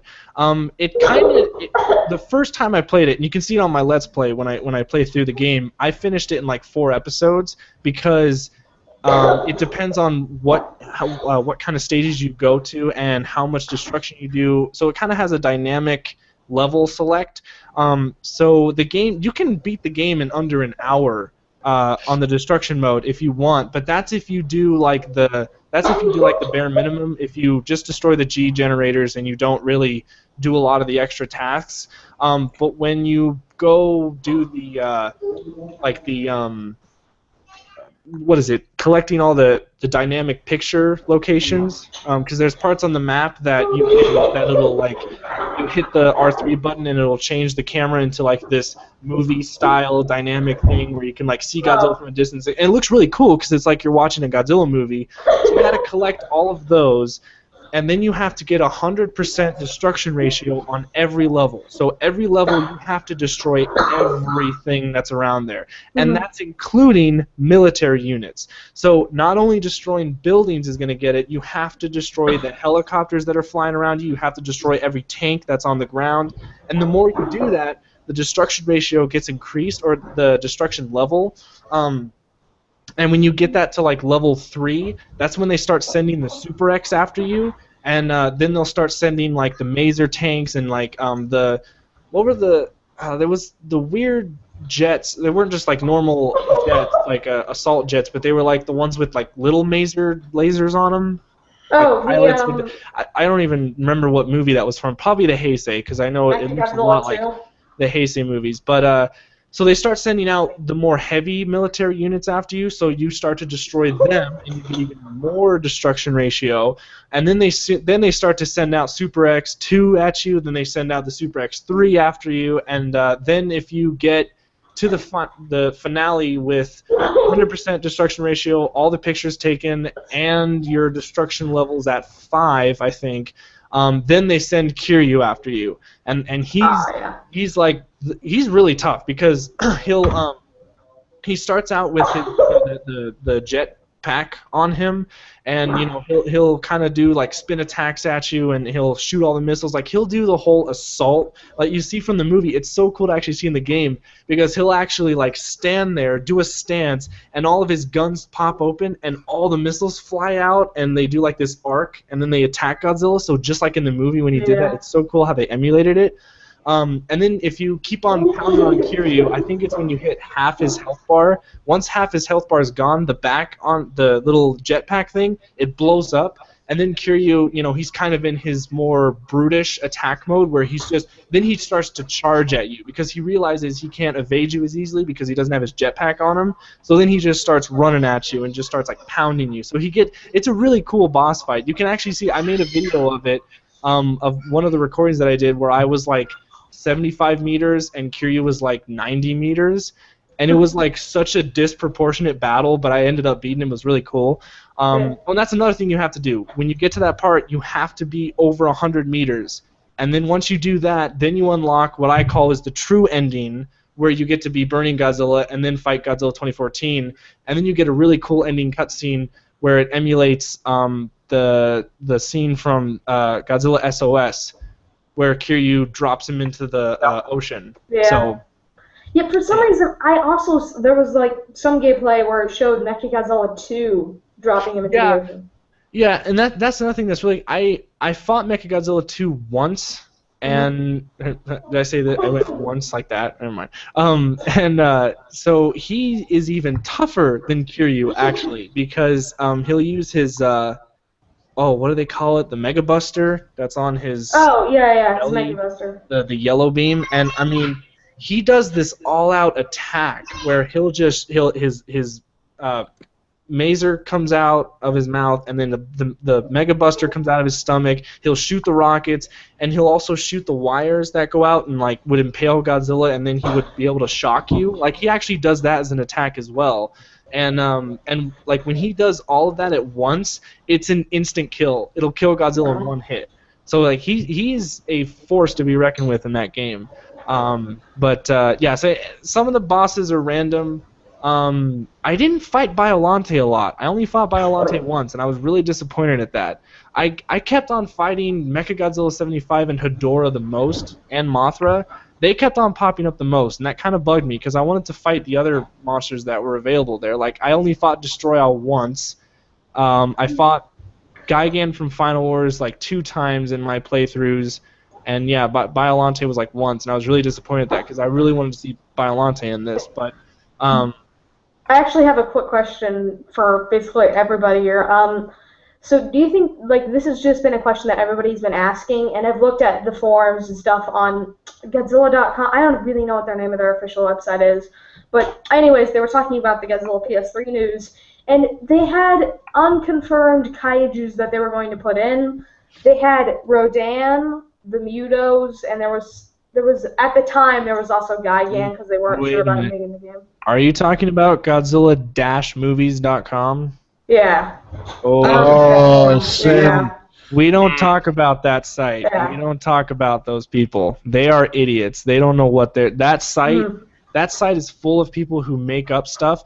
That picture that you were talking about, I know exactly what you're talking about. There was a post made where someone photoshopped the Mutos, like they photoshopped the Gashapon figures of the Mutos. They photoshopped where they took a picture of their head and they made it look like a game icon, and they put it as part of the character select on the website, and they added like all these other monsters to it, and that was a complete Photoshop just lie. And so they get trolled so much because the guy who runs that website is so incompetent. I hate to say it, he is, and me and him have exchanged words many times, and yeah, that site is definitely not reliable. Yeah, don't. In terms of the fans on the site, I mean, they're no different than any other fans you find, but in the administration, there's one person on the administration who's really cool. She's actually subscribed to my channel. She might even be subscribed here, Goji. I think she is. And I think her name is Daikaiju Danielle. Oh, Daikaiju. She's a voice actor in Return of Space Godzilla. Oh, okay, so then you do know her. All right, yeah, like she's probably the only cool admin on that page, but I'm not sure if she's still adminning it or not. But she's cool. But the other Yeah. the other admins, in particular, the runner of the site, Chris Picard, is a douche. Complete Wow, douche. that He whole tried thing to like, threaten a dragged me lawsuit right on me in. too. I don't know if I ever told you that. Really, a lawsuit on Yeah, you? he threatened me with a lawsuit. He threatened me for what's the word I'm looking for? Oh, defamation of character. And I told him, I was like, dude, you're you're screwing up your own character by putting up sources that are not reliable. I And mean, he wrote me this whole laundry list of stuff. it's that, the internet. Yeah, People oh yeah. talk shit about individuals all the I time. was like, I mean, look, it's if like- you're gonna sue me, you're gonna have to come here from Canada because I'm not going to Canada. Yeah. Oh man. Yeah. Let's see. What? Oh, I have two actually. I think Rich. I wonder if you might know these. So one, I think we have a question from Jedi Dreamer. Rich, will we see that documentary from Kaiju Cast soon? Yes. You know, here's I've got asked about both Kickstarters because there's Kaiju Cast's documentary, the 60th anniversary, and then there's also the CDs and all the other rewards from the concert, from the That's Fukube the concert. other thing I was gonna ask. So yes, everything for both of those events is still happening. Unfortunately, you know, with accrued costs, other obstacles, Toho being Toho, we'll leave it at that. Yeah. Toho being Toho. Everything is still happening with the Kaiju Cast documentary. My advice is to those that are waiting to see it, just be patient. Remember, it's going to be free to watch on YouTube. You know, anybody's going to be able to watch it. So my stance is be patient.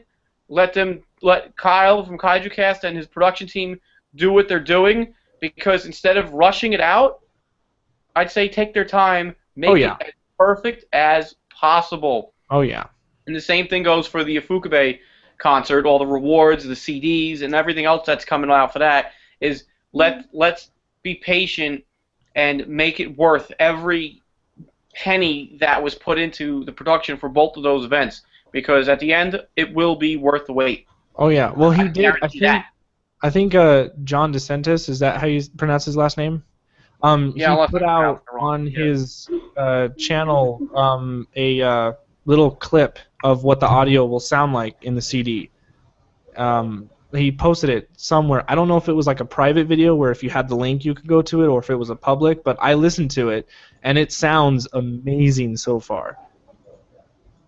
Yeah, I haven't heard it myself, but you know, post the link up and give people that are here that contributed that will be getting the CD. I'm pretty sure they're going to try to sell the CD, regardless of those who contributed to the Kickstarter. Oh, that's cool.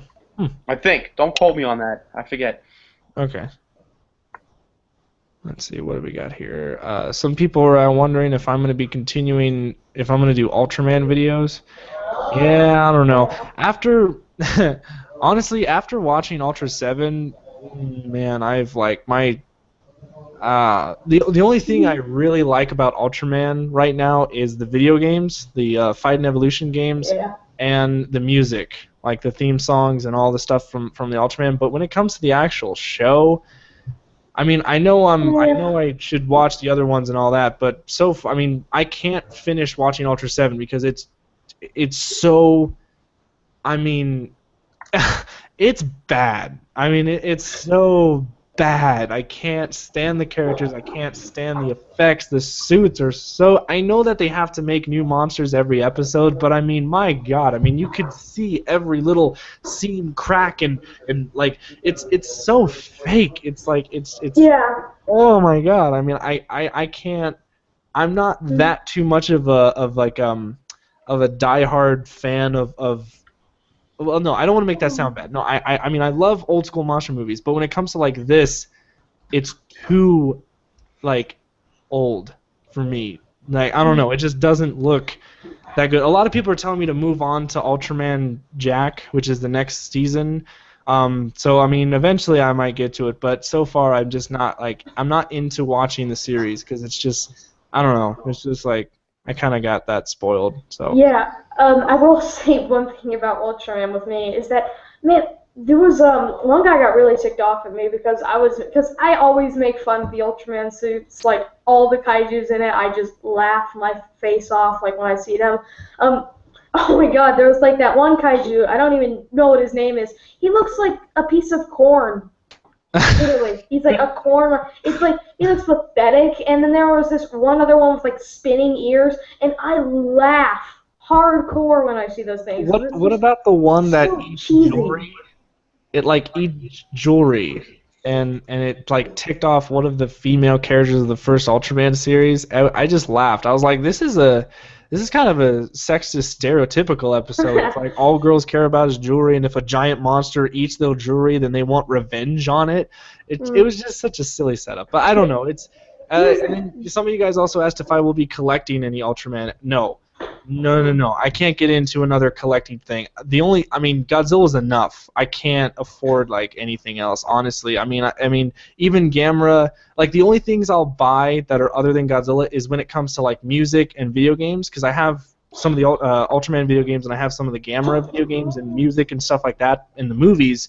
But when it comes to like figures, no, I can't get into that. It's just too much. Godzilla's already enough as it is, so that's not gonna happen. I'm not gonna be collecting those stuff. Yeah, and actually, what I'm always going to remember about Ultraman, because when I made fun of the suits, I met my first elite fanboy, like ever. Like when I mean by like elite fanboy, I mean like die hard. You can't say anything bad about it.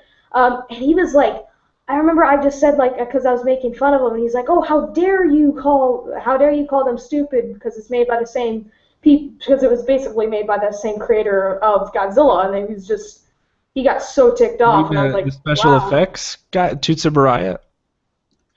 It was the suit. Am I saying that right? Tutsubaraya. None of us can pronounce Japanese names. Let's just Rich, face do it. you know Tutsubaraya? Right? He's a special effects guy for Godzilla, right? Tutsubaraya. Am I saying that right? Yeah, because I know it wasn't the director. Tsubiraya. Tutsubaraya. Okay. Yeah, and some guy just got so ticked off at me because he said I can't call it stupid because it's made by the same person that does Godzilla. Yeah. So, I mean, I give it a little bit of a break because it's a TV show, yeah, I guess. of course. So, I mean, yeah, they had to really, every day they had to make a new suit or whatever. But I would give them more of a break than I would the Gamera Showa films. And you guys know my hatred for the Gamera Showa films. I cannot stand the Gamera Showa films except for the first two. The first Gamera film and Gamera versus Barugon, not Baragon, Barugon. But the others, no, I can't. Just bye. Nope, no one will watch you ever again. I hate those films. Yeah. I'm sorry for any of the Showa Gamera fans out there. Yeah, it seemed like the suits in those films, it was like you were just like, okay, they have a cool concept. If they just knew how to make the right suit, it probably would be good. But the Gamera Showa films, man. Oh yeah. I'm actually going to do a kaiju discussion on those as well. Once I get done with the Godzilla series, because I said that in the first one, I did the Showa series. Next I'm going to do Heisei and Millennium, but then I'll be talking about the Gamera series as well. And the Gamera Showa series, when I do that kaiju discussion, there's not going to be a lot of good things I'm going to say about it, because I can't Gamera stand... Showa series? Yeah, the Gamera Showa series. What about you, Rich? Dude, you should just your discussion should just be like, like when you put the TV on and it has the white noise. Shh. That's what I would do. I am not a fan of the Showa Gamera films at all. No thanks. Thank you. Yeah, no, thanks. I mean, and I know a lot of you guys would probably say, "Oh, well, you're just saying it's bad because you like the Godzilla and Godzilla shows." Well, I have my opinion. You guys saw my kaiju discussion on the Showa series of Godzilla, but I mean, it seemed like they had better production value or something. They had better storylines, better characters, better monsters. Gamera was just, good God, the kids and the constant Gamera again. It's like, shut up! I'm gonna. You're worse than the kid from Godzilla's Revenge. Oh my God, yeah. Godzilla versus Megalon. You're worse than those kids. It's just like, Actually, now that we're on the topic, should we just talk about the Godzilla Showa series in general and just share our thoughts on it? Actually, before we get to that, I want to hear Rob's opinions on the Gamera Showa films. Yeah. I actually, you know, it's funny. There's some people on my channel who think I'm actually Gamera biased because of all the support I've given them. But that main, you know, the Showa Gamera series is, I mean, if Godzilla is cheesy, then we're talking hardcore Swiss on this one. I mean, this is like, but honestly, I do like it. I do. I've had fun watching all those movies and seeing all their errors and you know, some of the shit that happens, like whether he's fighting when he starts hanging on the pole and he's flipping around. I mean, you want to talk about an all-time cheese fest? Obviously, yeah. Obviously, the Heisei series brought it to a new level, but. Do you remember the scene where he's playing the xylophone on? I think it was Zegra. Is the monster? Yes, he was like, yes, on his back. He's like, yep. Like, yeah, they definitely went a long ways to go cheesy on that. But yeah, man, I've had fun watching those movies. The only ones that are tolerable to me are the first two. The first Gamera film in black and white, because it had a semi-serious tone to it, even though it was a complete rip-off of Godzilla. But and then the second one, Gamera versus Barugon, that was at least a I would say a solid Showa monster movie. But everything after that, it's just like, I mean, like, so you guys think Godzilla's Revenge is bad for being a big clip show of all the past Showa films? Go watch Gamera Super Monsters or whatever it's called. Then, I mean, it's yeah, that's worse. Like a mashup of all, right? It's even, yeah, it's like, it's terrible. There's nothing, I mean, the only thing that's new is that they had like these three superheroes. The Charlie's Angels of Space. Yes. Yeah. Yes, and now, I mean, it just comes out of nowhere, and I'm just like, oh god, I can't even get through this movie. Oh man, but the level of cheesiness. Then we hit the Heisei series of Gamera, and mind blown. I mean, when I talk about that series, holy shit! Yeah, I mean, it takes a complete 180 on the series, and most of those Gamera films, all those three Gamera films. Some of those films are better than some of the Godzilla films in the Heisei series, and actually a lot, like any of the Godzilla films. Those ones are I mean, those are like, if I wanted to show a friend a kaiju film that wasn't Godzilla but still in Japan, I would show them the Gamera trilogy, because it's like, I mean, those films are just so good. Oh man. Yeah, that trilogy was very good. It was very well done. What do you guys? I love the ending of it. The ending of the third one. Oh yeah. He's walking out, and there's like all these guys is coming, and he's got like one hand, and he's like, "Bring it." Yeah. That was just great. All the Gauss are just flying out of the air. Oh my god, yeah, that was cool. I have a theory that Gamera 2000, the video game that's on the PS1, I have a theory that that's the continuation, because in that game you're fighting a bunch of Gauss, you're fighting like a three-headed Gauss. It's like really cool, but I feel like that's a sequel, like they're somehow connected. But what are you guys' thoughts on Gamera the Brave, the only Millennium Gamera movie? I liked it. I didn't see that one. Okay. I say I see Rich shaking his head. It wasn't the worst. I mean, it wasn't the worst. It was a fun story. Yeah. You know, it was just, you could tell it was geared for children. You know, so. But my thing is that film should have been the theme of what the Showa Gamera film should have been. Is that they at least have a little bit of maturity in it, but have, you know, aim towards kids. Like, I'm fine with it having to aim towards kids, but the way they did it in that one was way better than what they did with the show. Like, that whole mindset, that director or whoever did Gamera the Brave, they should have been there for the Showa Gamera series, because that would have made it 10 times better. Especially with oh god, what's his name? Zetus, the enemy kaiju in that one. He's a badass. He eats people, and blood's on his teeth and stuff, and so it's like, whoa, it's pretty cool. So, yeah, I highly recommend watching it. Actually, it's pretty good. Oh, good. Well, yeah. So the Showa series of Godzilla. Yeah. Oh, it looks like Rob is having to head out. Yeah, I gotta get going, guys. All right, no problem. But, Actually, how long have we been going on? I don't even know. I've been like, I don't know. I've been here. holy hours. shit, 2 hours. Yeah. Yeah, I'm not gonna lie. It's football time and almost dinner time. It's football. But yeah, Rich. I'm sorry. I don't want to cut you off. No, that's all I was saying. Oh, but anyway, Chris, congratulations, man. 2 years, 20,000, bro. Yeah, That's awesome, and you're spiking hard. So I'm thinking by the end of this year, you'll be at about 40 or 45, easy. dude, I don't even know. I mean, I can't. Oh my god. I mean, I'm worried that I'm eventually gonna run out of content, but I think when it comes to Godzilla 2016 and 2018, I think I'll be fine. There's plenty of Godzilla content coming. That's for sure. So Well, you got the Godzilla-thon 2015, right?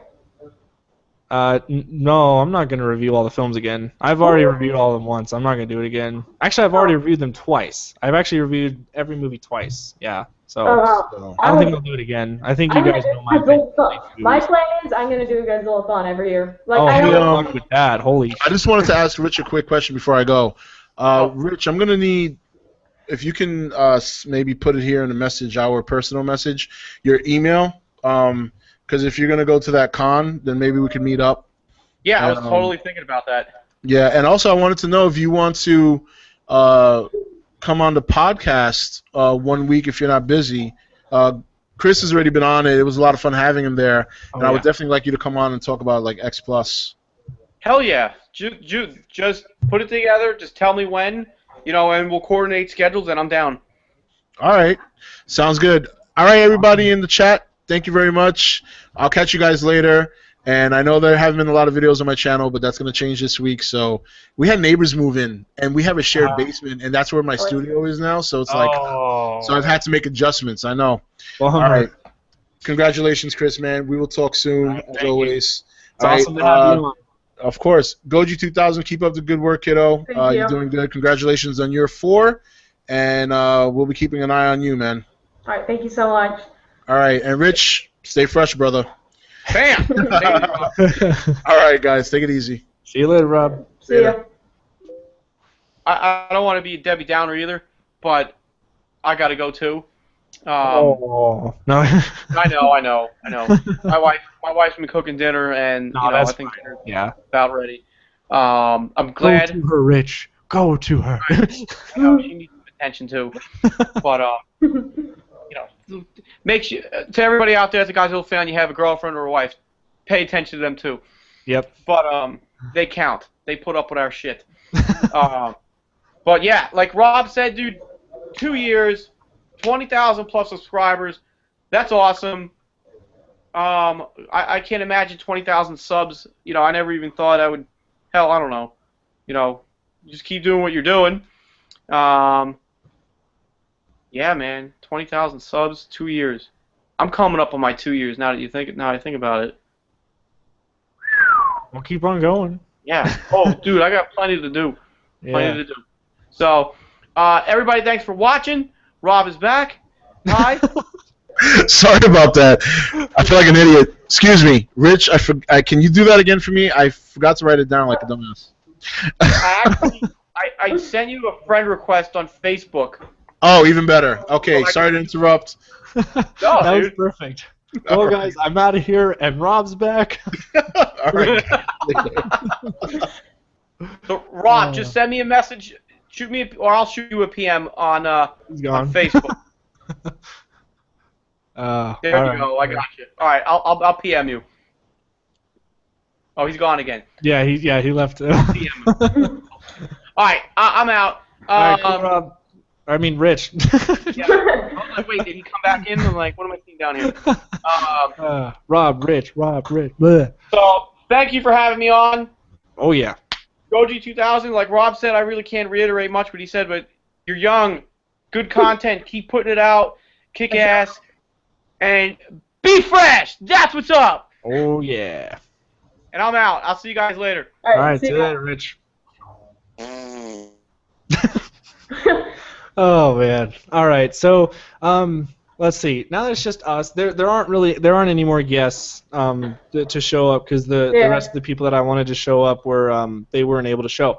So I hope you guys have enjoyed the live stream so far. I think what I want to do to end it, to go into the ending part of this, I just kind of want to go over the things that I have planned for 2015. Now, I know I made a video of this a while ago when I first moved into my apartment and when my computer was broken, and my computer is still broken, although I did recently get a new motherboard for my computer, so I'm hoping that once I get that put in, it'll fix my computer up. So, but what I want to do is talk about the things that I have planned for the 2015. So, let me get this file up here for you.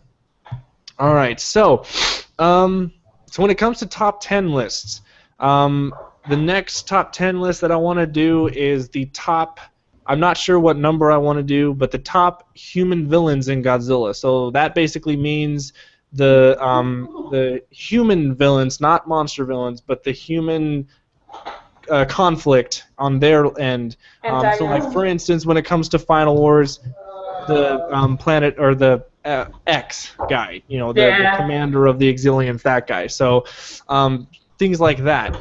The next one after that one is the top, I don't know what number yet, characters of Godzilla. This is going to be, it's definitely going to be more than 10 because there's so many more things like that, characters that I like. So that'll be you know, what's next, or or you know, a future top 10 list there. Also, I'm not sure if these are going to be in order as I say them, so don't hold that to me. These might come out of different orders depending on how I want to do them. So the next couple ones, so these ones I feel would be interesting. The top 5 things that Godzilla 1998 did right, and the top 5 things that Godzilla 1998 did wrong. Okay, and then I'm going to play devil's advocate. The next 2 after those will be the top 5 things Godzilla 2014 did wrong, and the top 2014 things that did right, in my opinion. Remember, all these top 10 lists are my opinion, so they're not like, you know, they're not, you know, set in stone or whatever. So, then after that we have top 5 wishes for Godzilla 2015 or 2016. So this will be kind of like my, you know, what I hope will be in the film. Then the top 10 Godzilla games Redux. I've already done this list a while ago, but I want to redo it because my opinions have changed and because of the new Godzilla game coming out, and I want that game to be now part of my list. So then one that I haven't done, which a lot of you guys have been asking me to do, is the top, I'm not sure what number, but the top worst Godzilla games. These will be my least favorite Godzilla games. These will be the games that basically pissed me off the most. And if you watch my early Let's Plays, I think you guys will know what games will be on that list. All right, the next top 10 X Plus figures I own. Now, I've been waiting to do this list for a while now. One, to get a big enough collection of X Plus figures to do over 10, but also because right now Diamond distributors, they're kind of done with doing X Plus reissues, and that's really the only way I've been able to afford X Plus because those were first, you know, they're not expensive like eBay money gouging prices. So now that Diamond reissue is kind of done doing the X Plus figures, sadly that means for me I'm kind of done collecting X Plus as for right now. That doesn't mean it's going to be done forever, but for a good amount of time I'm done collecting X Plus because that's all that Diamond has released. So now because of that, I feel like it's a good time for me to do the top 10 figures that I own. All right, the next one. Oh, this will be a fun one. I've been wanting to do this one for a very long time. The top 10 Godzilla YouTubers. So that will be a list that will be coming up whenever I, you know, get to that one. So, and Gojira2000 is laughing. I wonder why. I wonder who's going to be on that one. It's going to be very, very interesting. So, the next one, top 10 Godzilla quotes, or top 10 quotes from Godzilla. So these will be like, you know, for instance, in Godzilla 2000, Gojira! Yes. Oh, that was the best part ever. And stuff like that. So that, you know, quotes like that, or I think it was another one in Godzilla 2000 where it was like, This will cut like a goose through butter or something. Whatever that one military guy said with that missile that went through the concrete wall. I don't know. You guys. Oh Probably yeah. That when he was showing the tape. Yeah, it was just a really fun. Oh, and like in 1984, there was a really fun quote from one of the American guys where he's like, that's some quite a urban renewal program they got going on there." So just funny stuff like that. I didn't notice that. I don't know what movie it came from, but the Japanese person, in Japanese, he basically was like, "Godzilla suck dick." That was like. Yeah, that one. Yeah, that one. Then we have the top 5 wishes for Godzilla 2, which is in 2018. So the legendary Godzilla. So kind of the same thing of Godzilla 2016. My top 5, whatever those. This one will be for 2018. And then I'll be changing it up. This is not Godzilla related. This will be top 12 Gamera films. So I will be doing, just like I did with the top 30 Godzilla films, I'll be doing the top 13 Gamera films because those are all the Gamera films. So I'll be putting those in a list. And I think you guys will know which one's number 1, and I think you guys know which one will be the top 5 or whatever. Then I'll be doing top 10 Ultramen. Now, even though I haven't seen a lot of the shows, just from my looking at them and seeing on Google like small clips and whatever, I do want to put this list out because, and it's probably just going to be like some kind of classic old school top 10 list where it's just a slideshow like I've been doing these past 2 top 10 lists, because there's not really much I can talk about, so it'll just probably be the thing. So it'll probably be just like visual, like how cool their suits look or whatever. Let's see. Then the top, I'm not sure yet numbers-wise, but the top Ultraman video games. So kind of in the same vein with Godzilla, with the top 10 Godzilla games, this will be the top whatever Ultraman games. And there won't be one for Gamera because Gamera doesn't have a lot of video games. There's only like maybe 3 or 4 Gamera games. So, let's see. What top non-movie? Oh, wait, haven't I already done this list? Okay, remind me, have I already done the top non-Godzilla monsters? Well, I have not seen all your top 10s, but I'm wondering if I already did, because I know like King Kong, Cloverfield, like just non-Godzilla franchise related. I don't remember. I don't think maybe I have. So. I'll have to check that out. You guys tell me in the comments. That'd be a good topic. Yeah. Okay. So, yeah. What? Do you mind if I just share some of my things that I'm actually going to be doing? Because I have gained 22 subs as the stream has gone on, so I just kind of share what I'm doing just for this week. You've gotten 22 subs in the time of this? Yep. That's awesome, dude. Fantastic. All right, just one sec. Let me just finish up. I'll do the top 10s and then I'll let you go on. Okay, so this one will be kind of a cool one, I feel. The top 5 Showa Godzilla movies, top 5 Heisei Godzilla movies, and top 5 Millennium movies. So it'll be kind of in those kind of the series. Let's see. And then the last one that I have listed here is the top 5 Gamera monsters. So the top 5 Gamera kaijus. So that'll be kind of that list. So I have a lot more that I want to read, but right now I'm just going to take a sidetrack and let Gojira2000 explain what he might want to do for 2015. Yeah, okay. So, of course, as I was planning, this is later in the year to come. I'm planning to do this in the summer. I'm trying to do another Godzilla-thon. Because this might sound a little bit crazy, but I want to do one each year just because it's usually in the summer now, because that would be the easy day to fit in reviews. You are crazy. I know, I'm just out of my mind. But hey, I love all the films, so woo. And I love reviewing the films, so it's going to be awesome. It's your channel. Do what you want. Yeah, that is true, so I'll see how it goes. But I'm planning to do that as well for hopefully this week, Tuesday, Wednesday, Thursday. I want to review all the NECA figures that we have as of the moment, which, 2014, sorry, my voice cracked out there, 1994 and 1984 are, as they called it on the box, 1985.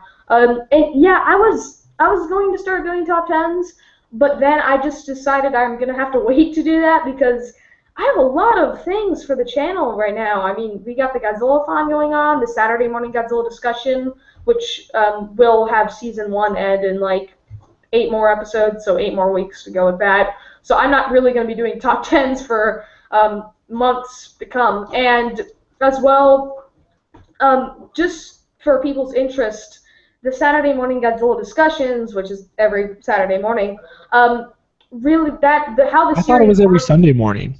Saturday. I'm joking. I'm just kidding you. Yeah. So basically, how that works, you guys give me a topic to do, and then I'll do that topic. And I've been really surprised by the topics that I've been getting. I mean, I think I already have like 8 that I'm planning to do. I got so many suggestions, which were awesome, by the way. And I think I might share some with you at the end of this stream, by the way, just so just so you can see some of those and keep it away if you're going to use them.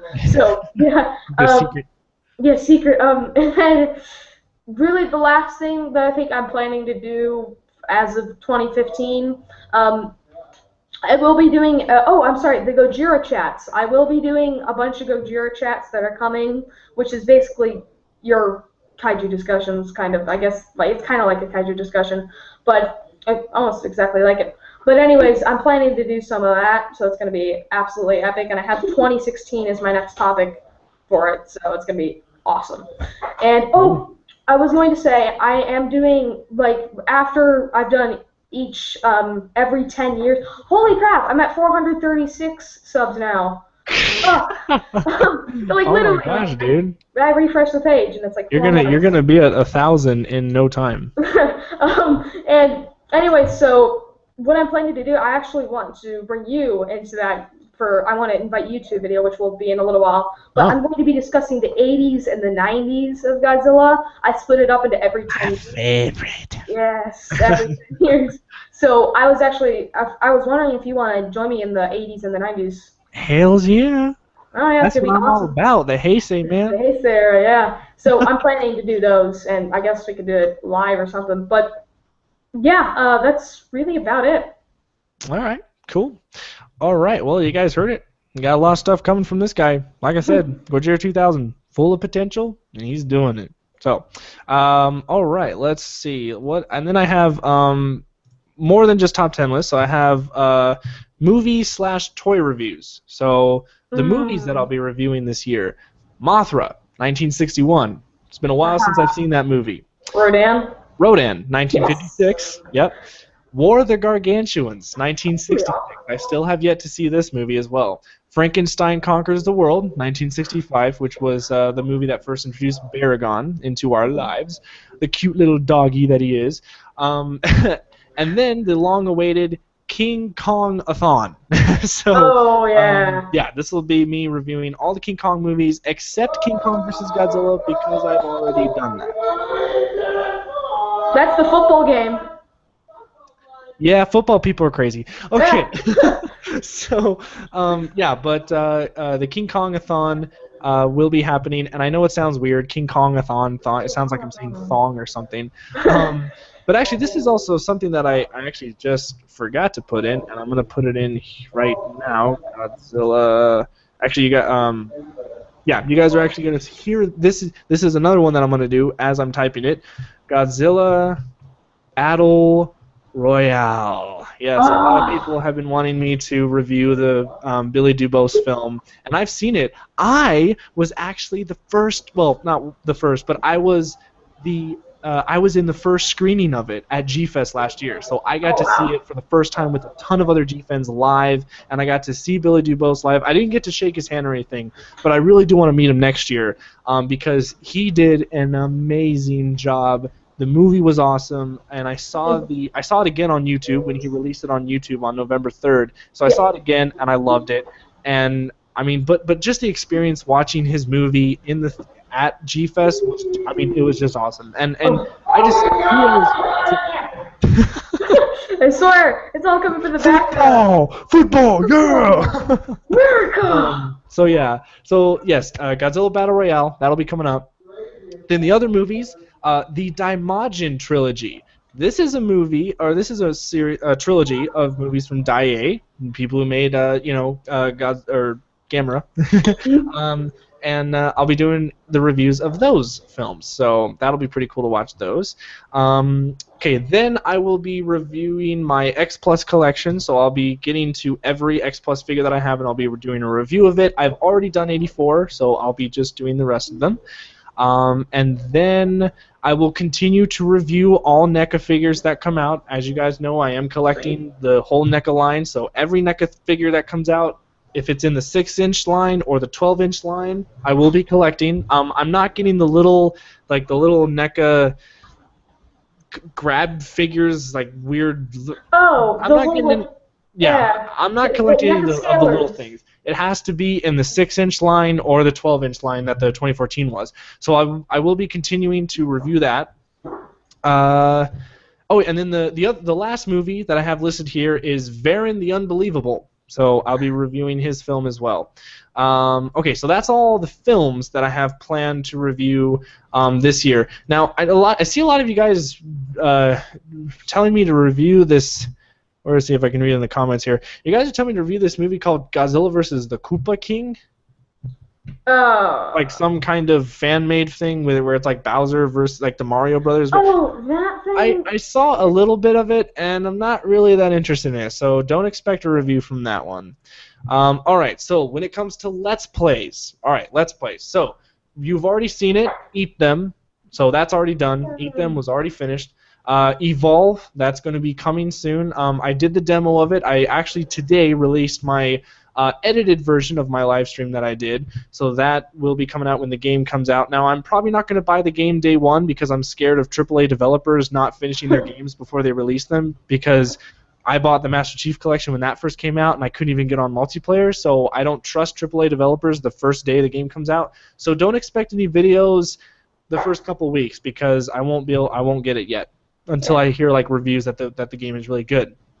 The next game after that, when it comes out, or if I can get it, I'm not sure if I'll be able to get it, but that is Earth Defense Force 4.1, and that is basically the same game that I've already played, Earth Defense Force 2015, 2025, not 2015, 2025, but this will be the Japanese game, and it's basically they're adding giant monsters and robot fights in Earth Defense Force. So that's why I want to replay that, because it's awesome. Then the last game I have for Let's Plays for this year, so far, I mean, it might change so far. There's a couple of the games that I'm kind of thinking I might do, but not sure if I'll be able to do them. Is Kaiju Combat, Colossal Kaiju Combat. And I put a question mark, though, because I'm not sure if that game's going to be released, because it's been in production for a very long time. It's on Steam. Well, that's the... I played that one. I did do a video of that one. Oh, yeah. That was kind of the start of that Let's Play, but he hasn't released the full game. Like that one, like the game that's on Steam, that's just like a tester, like a beta test thing to give him feedback. And no, I won't be doing Mortal Kombat. I'm actually just going to say this right now. No Happy Wheels. No Five Nights at Freddy's. No YouTube fodder. No Mortal Kombat. No God of War. No, gosh, what's another game that you guys are constantly asking me to do? Just no games that are like... the games I play are either, like, they have to be somewhat Japanese monster related, very old somewhat, or unique, or things like that. But like God of War, it doesn't really fit. Yes, you fight giant things in there, and I'm a big fan of God of War. I've played every single game, but it just doesn't fit with what I do. Shadow of the Colossus was kind of the farthest I was really willing to go with, like, what I'm doing with Let's Plays, because that was kind of somewhat maybe of it. Yes, I did do a Pacific Rim review. I did the Pacific Rim review when the movie came out, like right when it came out. All right, so the next thing, Kaiju discussions for 2015. Obviously, those will continue. I have the Heisei series, the Millennium series of Godzilla to do, the Showa Heisei Millennium of Gamera, and I don't really know what I might do after that, but that's all, you know, in the future. So, let's see. Jared Asseltine. I'm sorry if I pronounced your name wrong.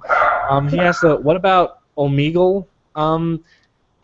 I've been thinking about doing the Omegle thing where I like Oh. record people's reactions or whatever, but I'm not sure if like that might work. So cause you see a lot of creepy things on Omegle, so I'd rather Yeah, not so- expose myself to that.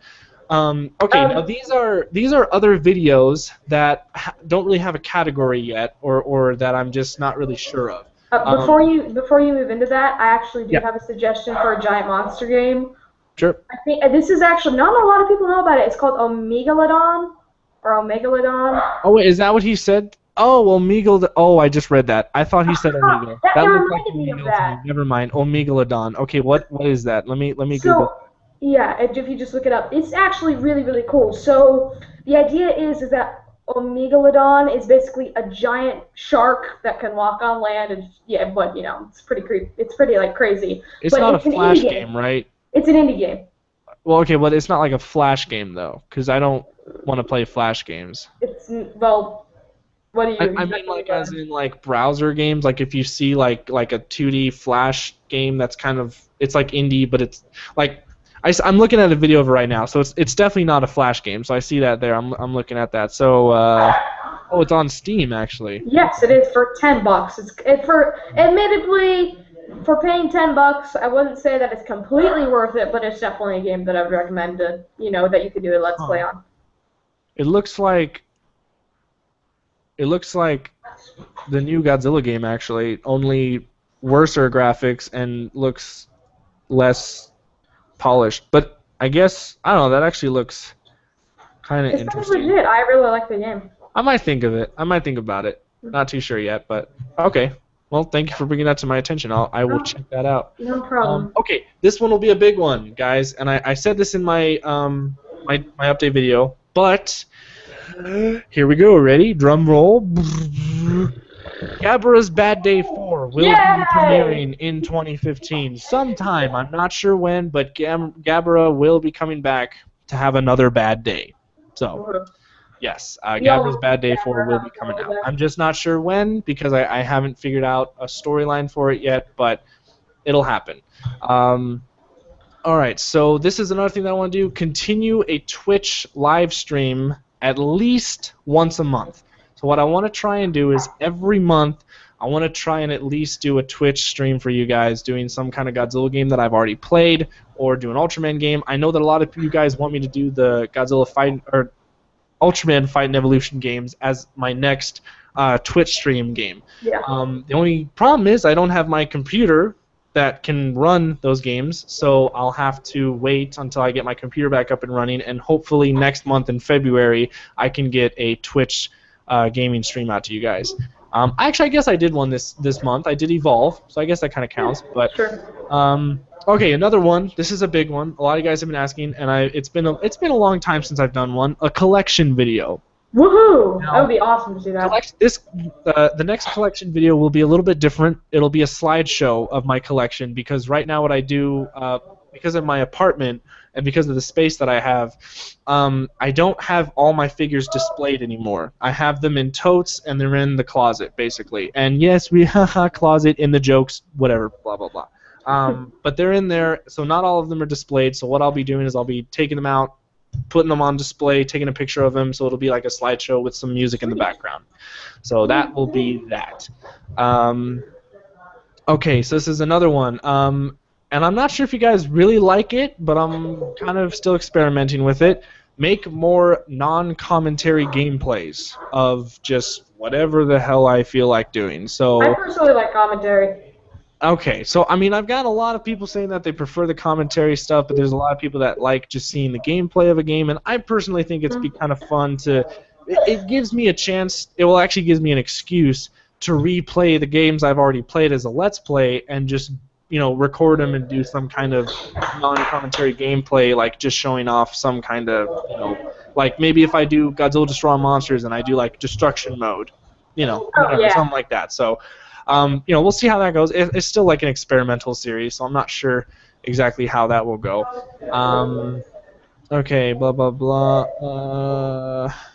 Oh yeah, and I actually have to say, GojiFan93's, Yeah. it was actually here in my notes. Your discussion of talking about the 50s of Godzilla and then going on to the 60s of Godzilla, the 70s of Godzilla, and all that, that actually inspired me to do the kaiju discussions on the Showa series Heisei and Millennium. Oh, So, wow. yeah. So you actually inspired me to do that. I wasn't actually originally, but when I saw that video, I said, you know, it'd be pretty cool to do, but I didn't want to completely copy you by doing the 50s and 60s, so I was just going to do the series of those eras. So, but yeah, that was just kind of some. That because you did an old video for the Heisei era, like you did like way back in the day. It was like way back in the day. Like you went through each series. Of a kaiju discussion? It was I actually don't know what playlist you put on there, but it was like you said your pros and cons. Oh yeah, that was a top 10 list. That was a top 5 things I liked about the Showa Heisei Millennium, and the top 5 things I disliked about the Showa Heisei Millennium. Yeah, that inspired me to do mine. Oh, okay. Well, cool. Well, here we go. Then the last thing, well, it's actually not the last thing, but it's somewhat the last thing. When it comes to videos, I guess, I have the new idea where I want to interview Godzilla YouTubers, and actually some people that aren't necessarily full-on Godzilla YouTubers, but they're people that I still want to interview. So that'll actually be a completely new series, is me interviewing people, and yeah, so that'd be kind of fun to do. And the first person that I want to interview was on this live stream. I'm not going to say who it was, but you know, there you go. There's a clue. So I'm hoping to get that video out soon. I'm going to contact and you know, get that going. So, but I don't want to say who I want to interview because I feel like it'd be cool as just a surprise. But oh hell, you know what? I'll do one. I'll say one person that I want to interview, and if he's watching, I hope he is, because that'd be kind of cool. That'd be really cool, actually. But if he's watching, maybe he can contact me back. But I want to interview Monster Island Buddies. The guy behind Monster Island Buddies. So, yes. So that's kind of my idea with that series, is to interview Godzilla. That'd be fantastic. All right. Now, the last thing I have, I know it's a lot, but I really wanted to let you guys know all this stuff, just so that you know that I'm not really out of ideas yet. So, but let's see. Okay, projects and goals. So these are like my projects and goals for 2015 for you guys, and for myself to get these done. Finish and release Godzilla: The Return of Space Godzilla this year. Or we can give little boxes. So, Awesome. that is what I want to have happen, is to finish that fan film this year, and I want to get it done I wasn't sure. like early 2015. So. I'm sorry, my brother's talking. Hey, Kian, do you know if you close it? What? I don't know. All right. Well, brother problems. Hold on. All right. Sorry about that. Man, no problem. All right. So let's see. Yeah. So yeah, finish the Return of Space Godzilla. Okay, this is another one. Finish and release Super Godzilla Breakout. This is my video game project for Super Godzilla Breakout. I made a video of it a while ago of my IMDb page, and I want to finish this game this year, and I want to put it out this year. I'm just not sure when it's going to happen because I still have a lot of work to do with it. But I'm getting someone very special to help me finish the game, who's going to help me program it, and I hope to get it out to you guys, and it'll be cool. All right, this will be the next one. After that, begin development on Godzilla 2D Saga. So this will basically. I've been looking forward to that. Yeah, this is my biggest ambition. This is a huge undertaking, but I want to do it, and I feel like it would be really cool if I do it right. So, for those of you who don't know, no pressure. No pressure. I want to yeah, I know, right? No pressure. I want to sum it up in a small summary here. Basically, Godzilla 2D Saga is taking every Godzilla movie and its moments, like its iconic moments, like the fights or any specific scenes from that movie that are memorable, and make it into a video game format and ship it out. As the Showa series pack, and then the Heisei series pack and Millennium series pack. So, Wow. and after the Millennium Series pack, the American pack, which is Godzilla 1998, yes, and Godzilla Oh, 2014. that one will be fun. So, so yes, I have. That's a huge undertaking, but it's something that I've actually been working on for many years now. The idea, the concept, I've actually been working on way before I started my channel. This idea has probably been in my head since like 2010. So I've just never had the ability or the want to do it, but now I really do, especially because I'm working on Super Godzilla Breakout. So, Yeah. So that's a huge undertaking, but I hope to begin development on that, and I can tell you that it will not be out in 2015 because it's, I mean, it's a huge game. So, also, I will say this.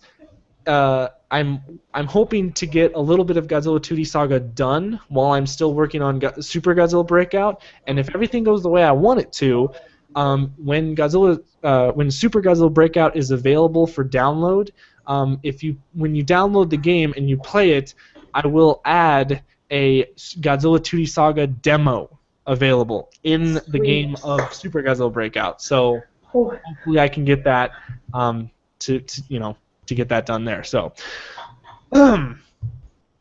okay. All right. Next, G-Fest 2015. That's what I'm going to be going to next year. G-Fest. You guys all know that. I'm going to be excited to do that. I'm going to do the same kind of video format that I did. Although now, because I have a laptop, I might actually be able to upload videos while I'm there at the convention, unlike I did last year, where you guys had to wait for me to come home to then upload all the stuff that I did. So, but yeah, that'll definitely be a future thing is G-Fest, so keep out for that. So also, if you guys want to meet me, then that would be the best way to do it, is to meet me at G-Fest. Face to face. Yep. All right. So yes, and as Richard Yuso was saying, are you gonna have like your own booth? I want to. Well, not my own booth. I kind of. Well, I mean, it would be cool to have my own panel, but I want to.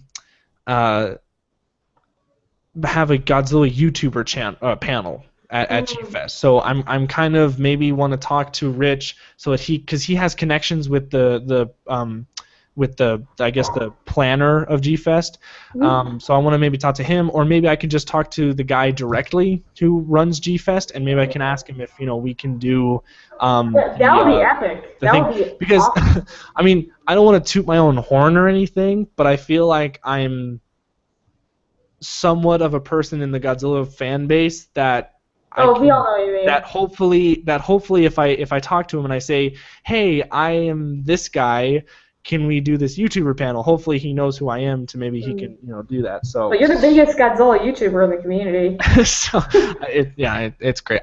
Here's the truth, guys. Even though I have all my subscribers and all that, I still think Monster Island Buddies deserves to be the #1 YouTube Godzilla channel, because the way that he's just, I don't know, he's just awesome with what he does. So that's just me. I don't know. So the next thing, this is actually the last thing that I want to do for when it comes to projects.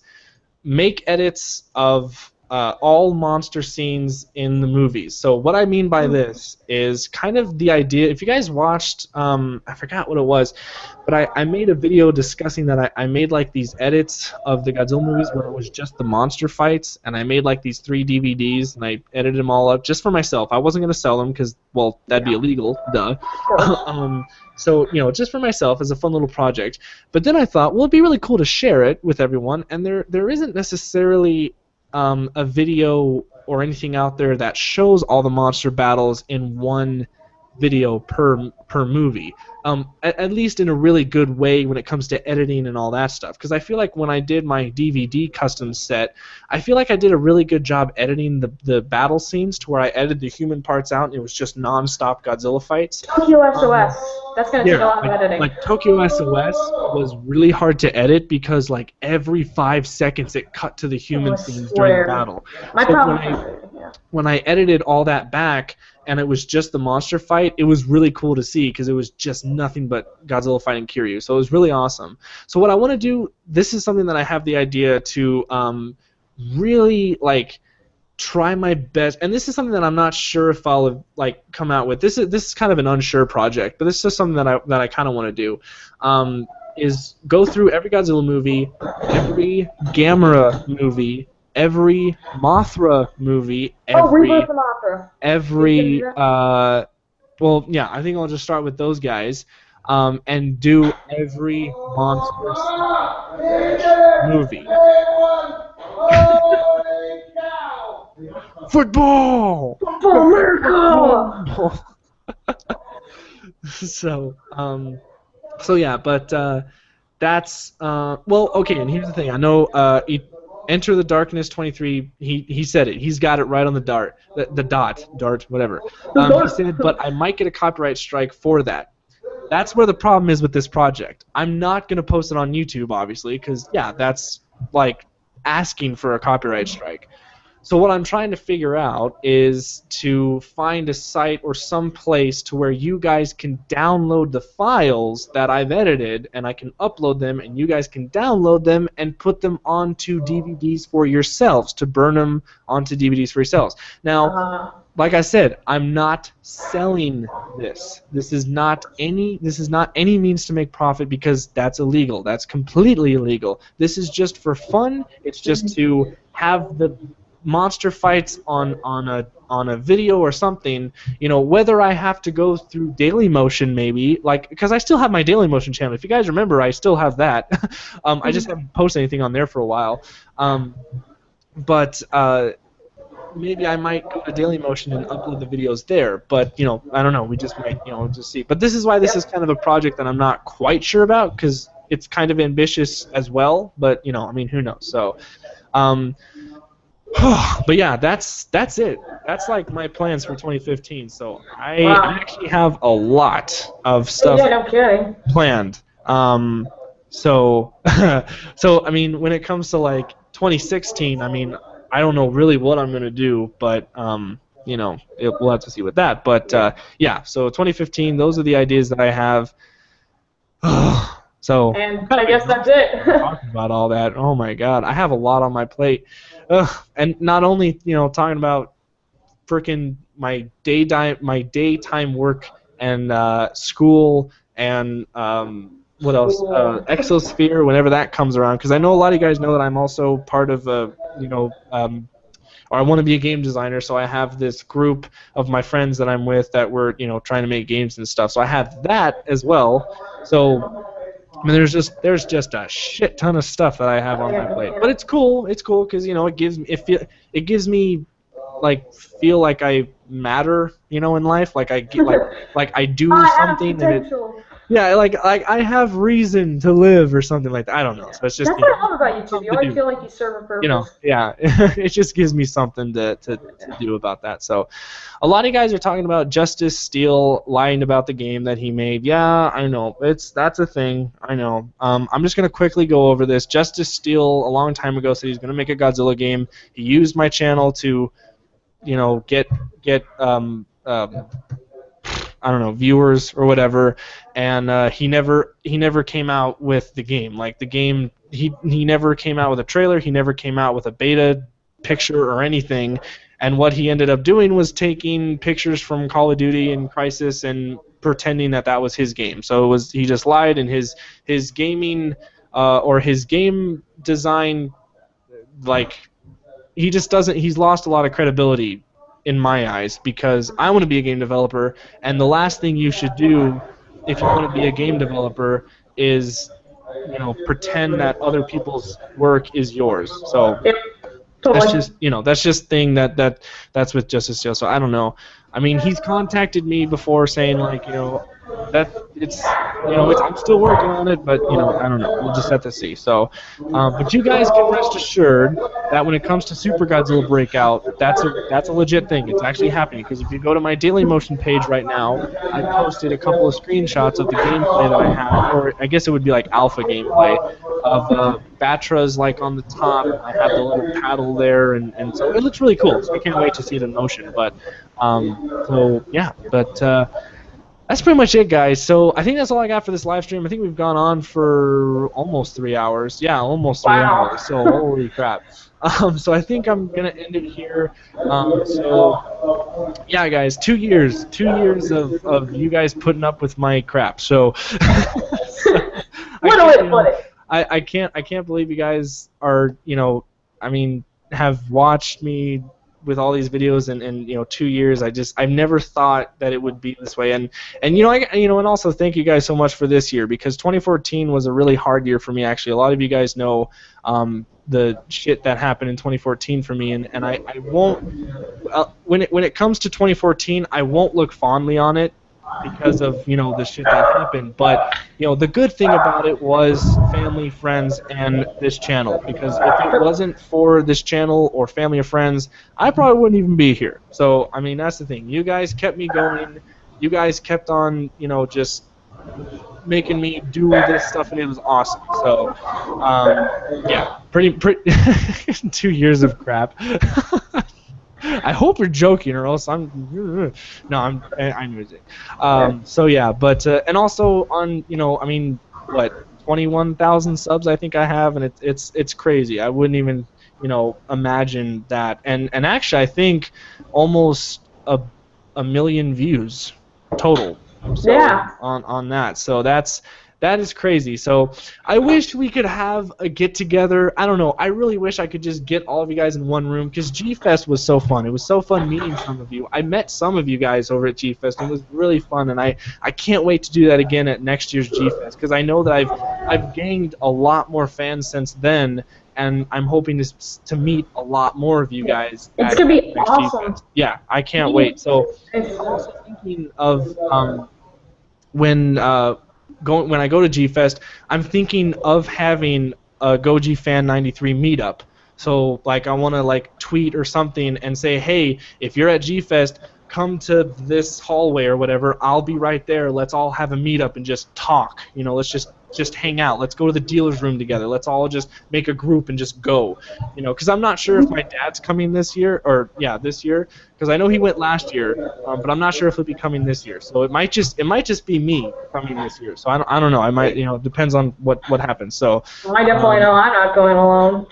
yeah. So so that's pretty much it. And guys, about the fake Goji fan, the guy who was trying to take my whatever, he's gone. I got rid of his channel. I contacted YouTube, and I got that taken care of. So so don't worry about it. Don't worry about the drama, guys. If just forget about the trolls and all the people that come on here with no lives. All right, because you guys, the fans who support the channel, you guys are the ones who I do this for, not for the trolls. So just don't listen to them. Don't listen to them, and just keep on enjoying the videos, and that's all. So, but yeah, so that's pretty much it. So I think that's really all I got. So this is a longer live stream than I thought it would be, but whatever. It's cool. It's fun. It's a celebration. It's a party right now. I wish I had like streamers or something. I don't know. So I'm tired right now. I'm getting kind of loopy. So, and I gotta fix my computer. So I gotta get that fixed so that I can make better quality videos for you guys. Because right now this laptop doesn't really have the best editing software. So that's kind of why my videos have been kind of really simple lately, but hopefully my computer can get back up and running. I can make some really good-looking videos for you guys. Yes. So. I actually want to make a remark on that. I hate like when I do recordings and stuff, and sometimes I want to keep it simple, and then I go I have to go full out because I'm like, I need to show how good I am at editing. So I have to add in everything, so it gets pathetic how much stuff I add in. Yeah. But, yeah. Actually, before we go, I do see a couple of people are asking for like a Q&A fan mail video or something like that. Fan mail, I'm not sure if I might do, because I'll have to pay for like a PO box or something like that. But I mean, I'll still do Q&A videos, in the future. I just don't know when exactly. But I know, there's still plenty of Q&A kind of stuff to do. So yeah, but so I'm gonna head out. I gotta contact this guy who's gonna help me fix my computer. So hopefully he can tonight.